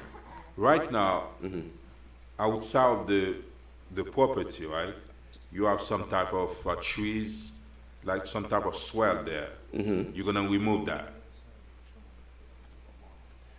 No, okay, so if you're talking about the west side of the property. Yeah. Okay, on the west side of the property, as we're proposing it, we're having a wall. That wall is going to be 10 feet from the property line on the west side. Okay. Right, so. So I just wanted I was excited to see the 24 full-time jobs. Do you have an idea of what the positions are going to be? Off the top of my head, I don't have a clear idea of what the exact positions are going to be. I know that they're going to be associated with the retail facility that we're going to have on the site. There are going to be 2 retail facilities on the property and a 1,500 square foot office. The actual position of each of those 24 jobs, I wouldn't be able to tell you. Okay. I just wanted to have an idea of the level of employment in terms of salaries. Understood. But I'm just happy that there's going to be 24 full-time jobs after the construction is what you've mentioned. Is that correct? That is correct. Also, I wanted to, and I know that you know this, my talk about workforce, so I'm happy to see the dedication of 32. Of course, I always encourage you to increase it, if you can. But thank you for also having 32 units dedicated for workforce housing. So I like that in that project. Thank you. Vice Mayor. Yeah, no, Mr. Mayor, I don't have any comments. The only comments I would say is I do recall now, we had 2 meetings that week. 1 week, remember? Yes, I do remember. We had 2 meetings. We were confused because when the first meeting happened, I asked my assistant, Rosa, if it was a mistake about the second meeting because it was with you again. And then that's when she told me it must have been a different meeting about something else. So that's when we met the second time. But some of my comments, I think I didn't see most of the changes, but, I still have a lot of concerns on the project, but I do wish you guys, it seems like we all said here the best of luck on this, but thank you. No, I feel like the building is ugly, but Hector Medina and all the residents said it's okay with me. Can I hear a motion on tab E? So move. Second. I have a motion made by Councilwoman Estimate Irvin to approve the item in tab E. The motion was seconded by Councilwoman Cassandra Timothy. Mayor Biename, how do you vote? Yes. Councilwoman Timothy, how do you vote? Yes. Vice Mayor Desilme, how do you vote? No. Councilwoman Estimate Irvin, how do you vote? Yes. Councilman Galvin, how do you vote? Yes. Motion carries with a 4-1 vote. Thank you, Mayor. Thank you, council members. Tab F.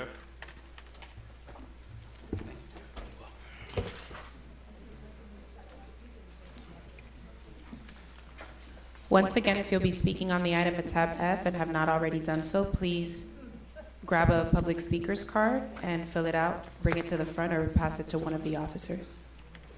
Tab F, a proposed quasi-judicial resolution of the mayor and city council of the city of North Miami, Florida, approving an application for a conditional use permit in substantially the attached form for a proposed mixed-use development consisting of a 20-story, 139-unit residential building, an attached 4-story parking garage with 235 parking spaces, and 9,989 square feet of ground-level commercial and office space on 5 parcels of real property located at 12041 Northwest 7th Avenue.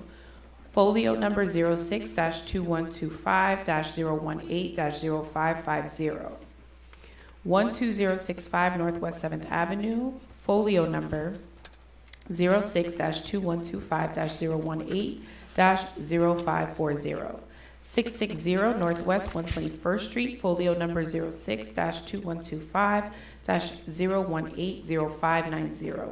654 Northwest 121st Street, folio number 06-2125-018-0600, and a vacant parcel at the southwest quadrant of the intersection of Northwest 121st and I-95, identified with folio number 06-2125-018-0610, totaling approximately 1.11 acres, in accordance with Article 3, Division 4, Sections 3-402 through 3-407, Article 4, Division 2, Sections 4-202, Section 4-203, Capital A, and Section 4-205, and Article 4, Division 3, Section 4-306 of the City of North Miami Code of Ordinances, entitled Chapter 29, entitled Land Development Regulations, providing for an effective date and all other purposes. Tab F.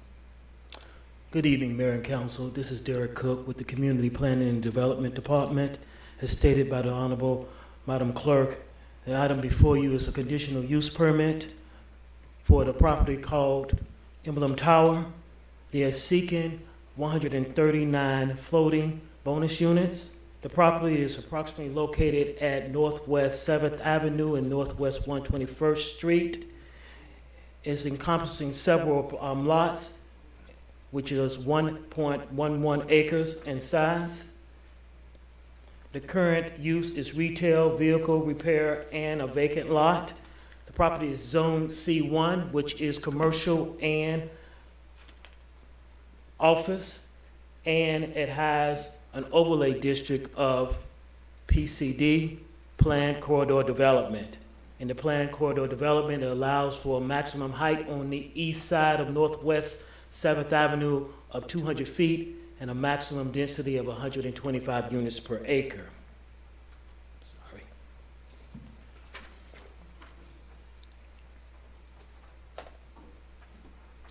As stated, this is a proposal for a mixed-use development of 139 units. There will be 27 studio units of approximately 642 square feet, 64 one-bedroom units, which will range from 107 to 832 square feet, and 48 two-bedroom units, which will range from 963 to 1,010 square feet. As you know, we have a grand street that is located on Northwest 7th Avenue. They will have a large active shade pedestrian area with a promenade, and along Northwest 17th Avenue and along Northwest 121st Street.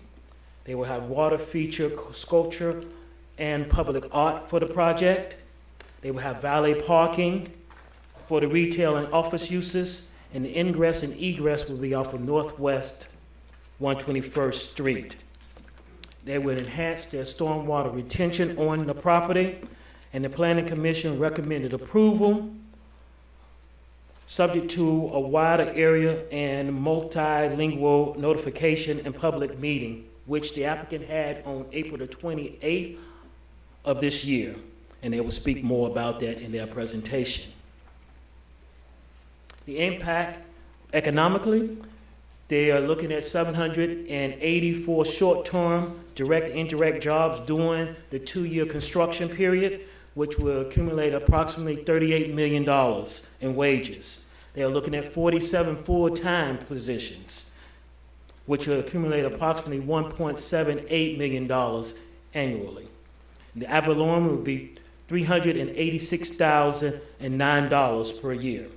And the impact and development fees are approximately $889,787. The conditional use permit has several conditions.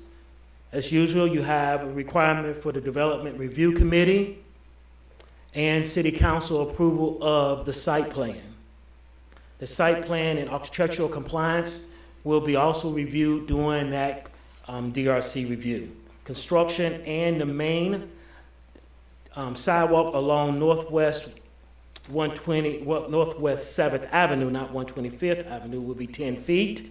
The structure, and they will need to have a certificate of occupancy and a certificate of use that they need to obtain. They need to provide a certified LEED or equivalent, and they would need to have sustainability metrics that need to meet as part of the development. As stated, they would have their next step will be the Development Review Committee, DRC, and the site plan will return to you for review and approval. Thank you.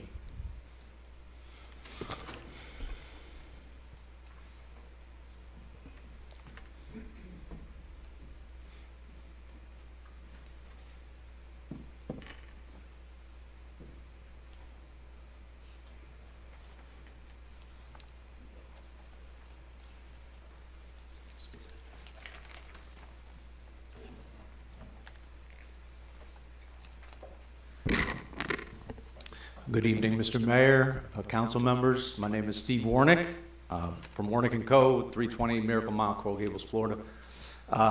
Here on behalf of the applicant, and here with me today is Aaron Sutherland from my office, also Marcus Frankel, the architect for the project with Frankel Benayoun, Ivan Busto with the ownership team. We also have our consulting team here, our traffic consultant and landscape, if there are any questions for them.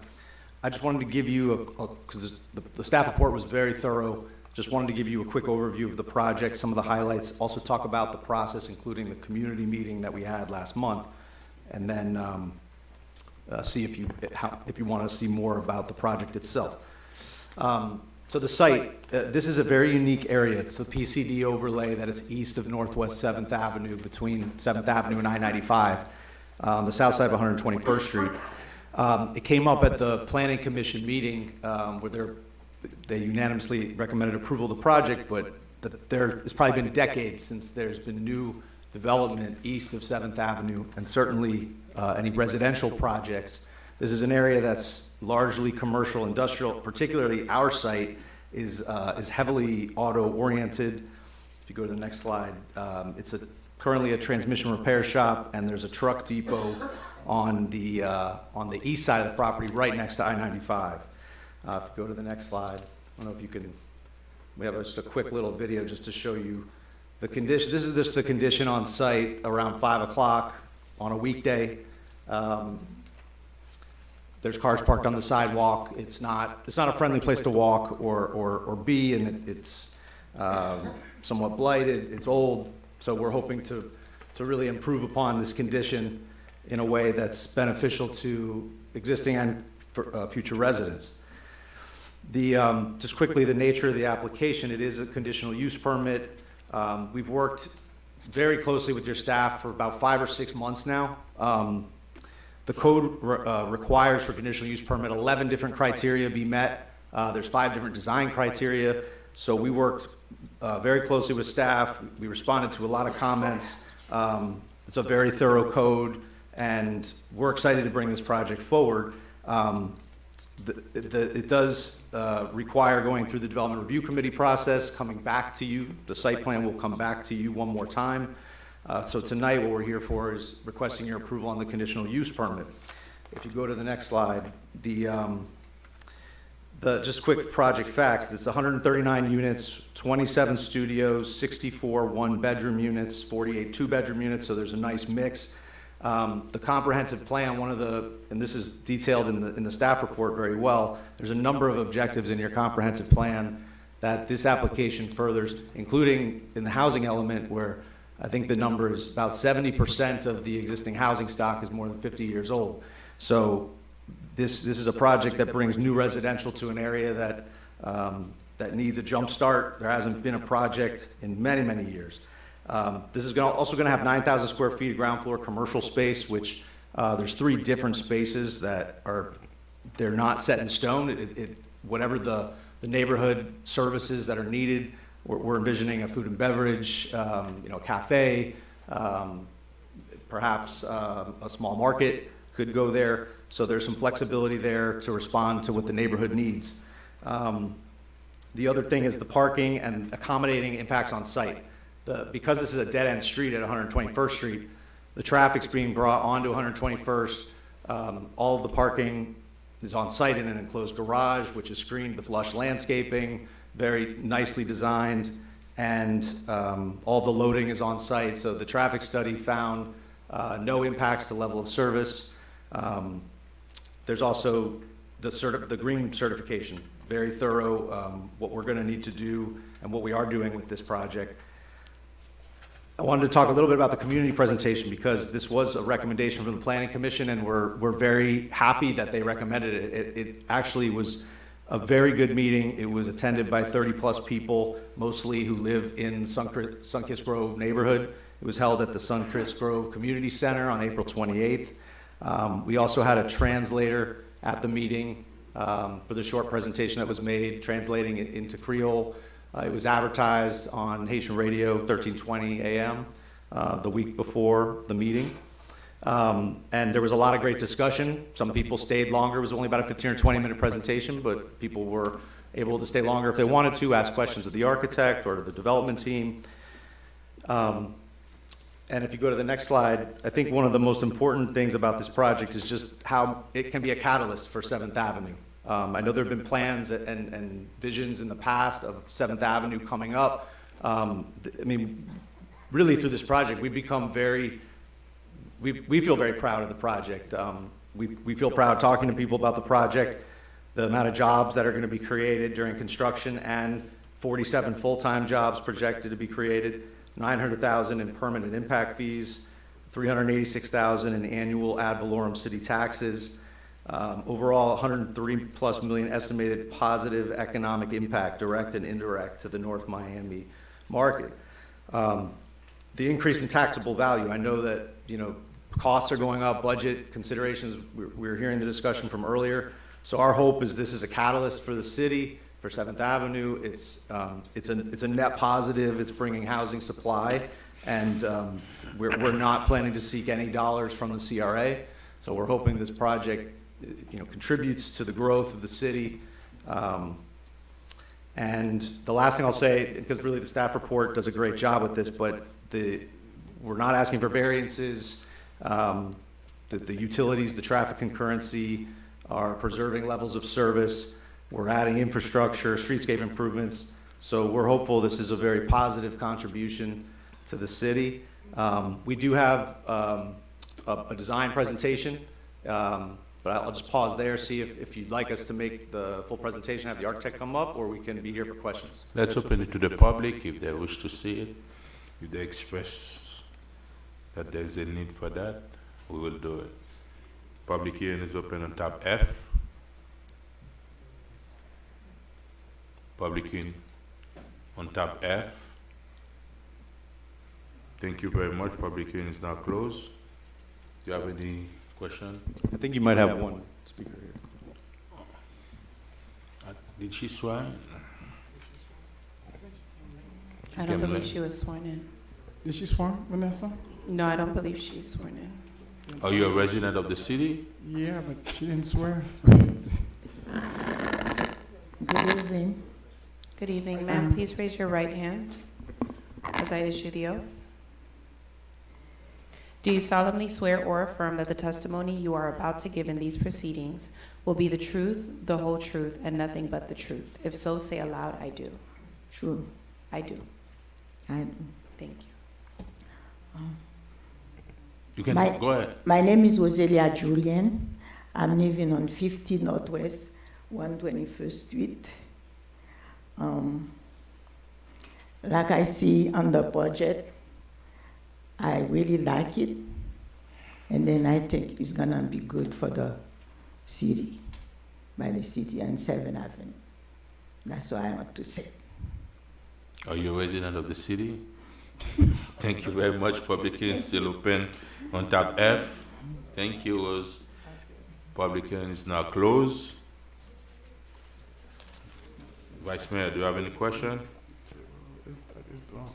Yeah, thank you, Mr. Mayor. I want to say just a couple of words. The idea came a couple months ago, I think, meeting with these folks regarding this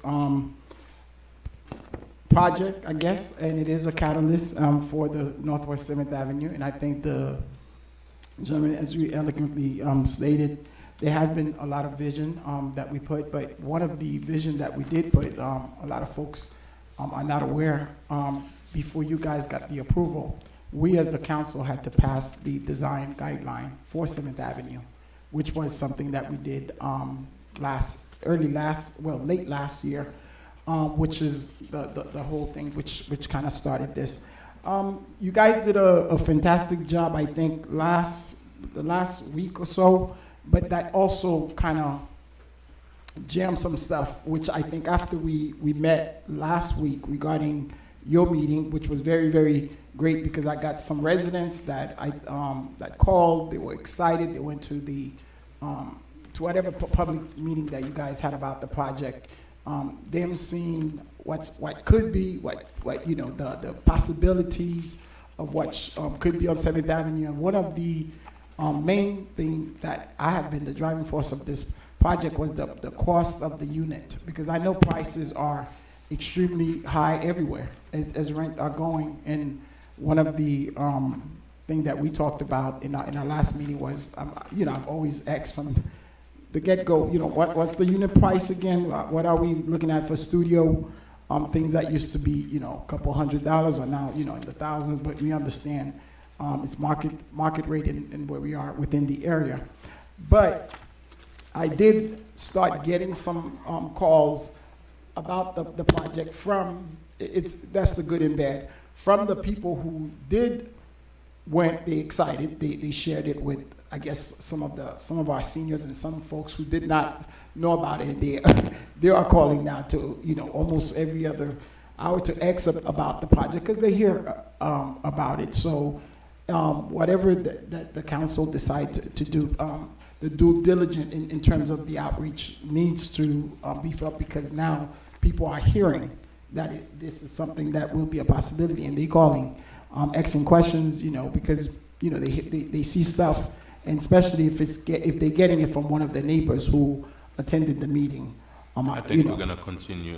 We need to continue to do workshop and before the site plan approval, so we can talk to the people and make sure that they know about it, they're excited about the project. And we're going to approve it today, but you need to continue to do workshop and have the residents input in the project. Absolutely. Okay, thank you. Mayor. Now your motion on the Mayor, can I ask a question? Yes. I know Vice Mayor mentioned the units, and I know I did meet with you guys, I want to say on Zoom. I think we met to talk about this project. We were talking about the traffic and where people would enter, because I know there's like a medium on Northwest 7th, and we know how that area gets after 5. But does your project, he talked about the rates for the unit. Is this project, does it include workforce like the other one, or is it just strictly market rate, or what are the pricing for them? It is proposed as a market rate project. There are studios, 1 bedrooms, 2 bedrooms. So I think based on the economic study that was done a couple months ago, I mean, the studios, I believe, are in the $1,400 to $1,700 range. The 1 bedrooms are, I believe. Okay, if we don't know the number, maybe at the next. Yeah, maybe I mean, another there's a time we'll range come for back. each. Yeah. Obviously, in the next couple of years, numbers can go up and down. Our goal is to bring a project that's going to have, expand on the opportunities for housing, more choice, because there's really no new product in that area. And, our hope is that this will jumpstart activity that does provide economic benefit and job creation, and, as develop, hopefully adds money that can support Yeah, other of course. projects. So, and then my last question, you mentioned, I know Vice Mayor also mentioned the design guidelines. You guys don't have to follow the innovative design guidelines, or are they? Oh, they do? Okay. Yeah. Okay. Thank you very much. Can I have a motion? No, on- I'd like Yes. to make a comment, please. So thank you for your presentation. I'm just excited that something on 7th Avenue is going. I also wanted to state for the record that we did speak, and we had a Zoom meeting, and I just want to publicly just ask you some of the questions that I've asked. So I guess I'll wait for the price range. As you've, one of the recommendation that I would like to suggest is you can hear the prior presentation and what we've been talking here about the housing crisis, and I get its market rate. And I know that you're not asking for anything, but if there could be consideration for a level of percentage for workforce housing, that, I would kind of hope that that could be a consideration.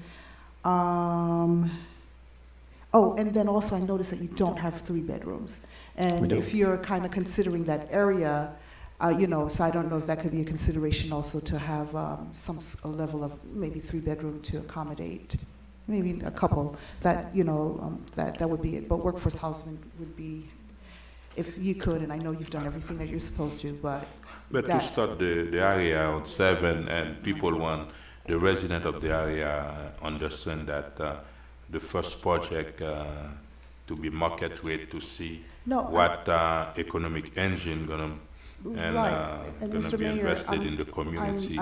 And we have many other projects that's gonna come, that's gonna be between workforce and affordable housing for the area. Right, so I'm happy that it's market rate, that's fine. But the resident, at the workshop, they express they're okay with the market rate because, Northwest 7, we never see anything. And compared to the storage as one of the first projects of the area, that's been, the resident would like to see a quality project. Then, when we start, as they're coming, so we can make adjustment. And that is correct, Mr. Mayor. I did share with them that was one of the things that I did here. And when you mentioned it, I told you that I would prefer if it was market rate, because we are trying to. The vision that I do have for the corridor is we do have affordable housing as one of our goals. But as we're trying to do what we do for the corridor, I think that the prices are okay for teachers and all of the other profession. And as we look down, and the drawing was not looking like this. So we got to let them know I did, ask and kind of work it through to make sure that we have something that looks good, because I know the first drawing we had was something a little bit different, and I'm like, I think I want to see something you will go on Bear Harbor or Bay Harbor, you see, and I really, really liked that fact came in, and as the first project on 7. So thank you. Thank you very much. Can I have a motion on the idea? And I second that. Who made the motion? I'm sorry, so moved. Okay. So moved. I have a motion made by Vice Mayor Desilme to approve the item at tab F. The motion was seconded by Mayor Biename. Councilwoman Timothy, how do you vote? Yes. Mayor Biename, how do you vote? Yes. Councilwoman Estime Irvin, how do you vote? Yes. Vice Mayor Desilme, how do you vote? Yes. Councilman Galvin, how do you vote? Yes. Motion carries with a 5-0 vote. Thank you, everyone, for your time. Thank you very much. Citizen Forum. Mayor, I do not have any previously submitted comments for Citizens Forum. Thank you very much. Citizen Forum. Oh, she don't have comments? Oh. Citizen Forum is now closed. Council report? No council report? Right. Can I have a motion to adjourn? I have one. report, go ahead. I just want to say happy belated birthday to Councilwoman Mary Estime Irvin. We know she's the shout out queen. She shouts out everyone for their birthday. So definitely wanted to shout her out for her birthday and happy Mother's Day to you. Thank and you. to all the mothers, all the employees who are mothers, our residents who are mothers. I'm no mother. I just borrow my nieces and nephews and return them on the weekends.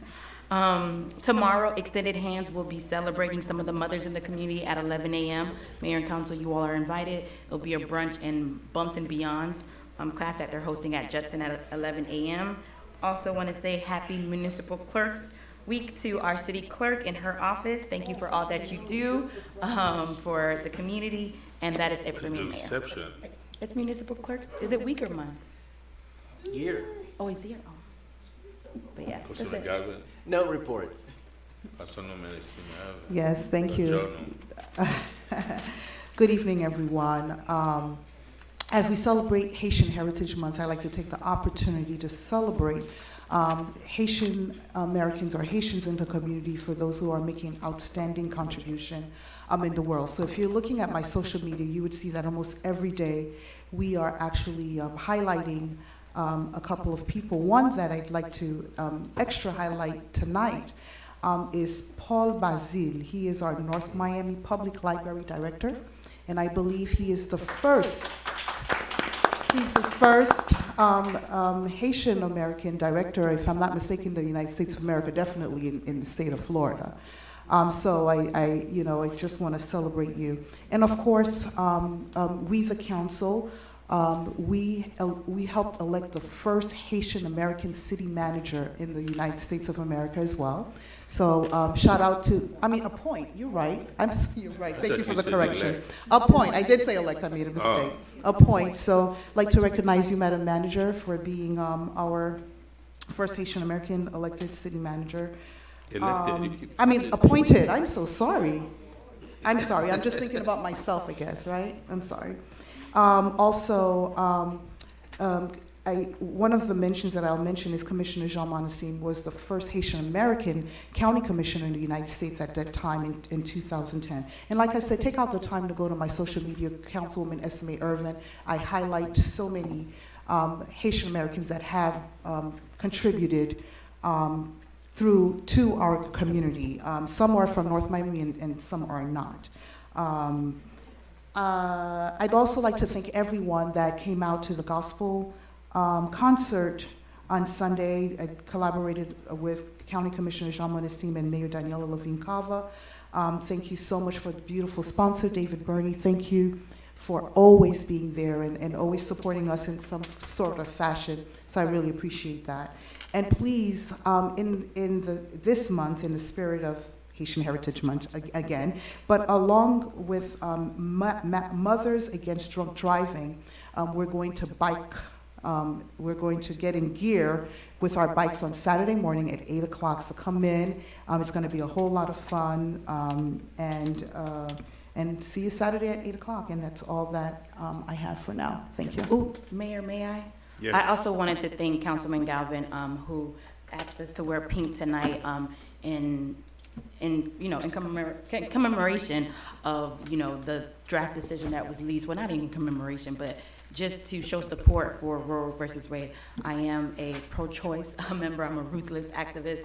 And as someone who is going to be advocating for the Women's Protection Act, that Congress pass it, because I'm sure if men were to give birth, they would not be limiting our access to our rights. So thank you, Councilman Galvin, for starting that initiative, and I wear pink tonight. Thank you, and thanks to Councilman DeSume also for his support, and the rest of the council. Yeah. Yeah, I know they forgot, because I did too. Madam Manager in black, which is the color that I suggested to Councilman Galvin, because that's what happened. With what's happening, basically the Supreme Court. Well, it's not official yet, right? Are you done, right? Oh, yes, I am. Oh, Thank okay. you. It's not official yet out, right? I think that's what Jennifer told us today. It's a draft leak. It's a draft, yeah, but it's gonna be. It's a draft leak. You don't know. Is it official or? It's a draft leak. Yeah, it's a draft. It's a draft opinion, but they did verify that it's They correct. did? And there's been some. I'm still in shock. I mean, it's crazy. We were talking about it earlier, but And I did not have my pink, of course. I was on my way here. And then somebody texted me, thank you, and reminded me I had to run home. That's why I was late. But yeah, in terms of Roe versus Wade and somebody who used to work for Planned Parenthood of Greater Miami and the Florida Keys, not work, I used to be on the board of directors. I do stand with, of course, with all the women, and a women's right is to choose and is a pro-choice. This is what's happening in our state. If we think, this is crazy, just wait until another couple of years. It's getting crazier. So we just need to fight back. And I do want to thank Councilman Galvin for his leadership, because I was thinking, what are we going to do? We have to do something.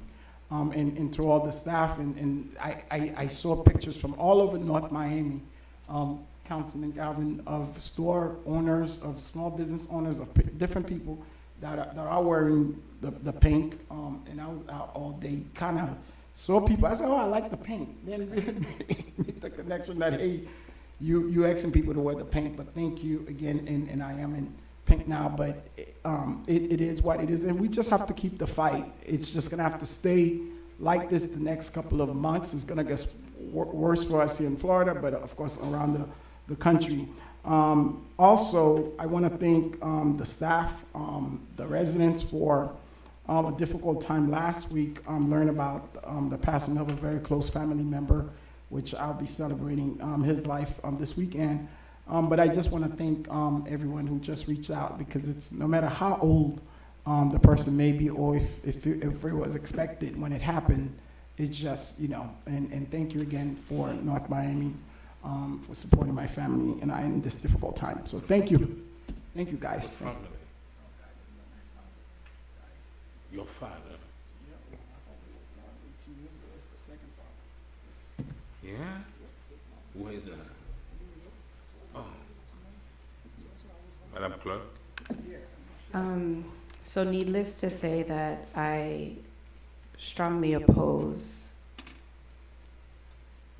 people making decisions for my body, and that's why I wore pink.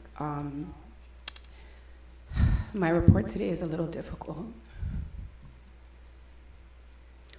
Last week was Municipal Clerks Week, and I have, clerks in my office, but we also have a baby clerk. We would call her our baby clerk. She's our youth council clerk. And we almost lost her last week. She's on life support right now. And I know a lot of you remember when I swore her in. I swore in a mini version of myself, Alyssa Lucian. She was, She wore a red suit, just like I had on that day. young clerk. And she has a personality so much like mine, just really outgoing, and works really, really hard.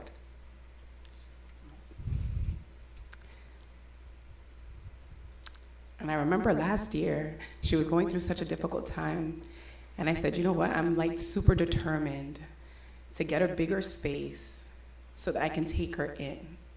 She was one of 2 kids that I wanted to take in because of what they were going through. Of course, that never happened. She ended up going somewhere else and almost drowning in a pool. I want to first thank Anisha, our Assistant City Manager, and Vice Mayor Desilme for your support throughout. I want to thank Miguel and John Lorfis, Miguel Augustin and John Lorfis for reaching out to me and seeing if I was okay, knowing how close I was to that particular intern. Because these aren't just people who come into the office and I don't care about them. I care deeply about all of them, and everyone knows that that one was a special one for me. I also want to thank the police department, specifically Assistant Chief Rivera and Officer Laguerre, for making sure that the night that I found out that I was okay. I haven't been okay. I show up because I have responsibilities. But I really ask anybody who's a praying person to please pray for her.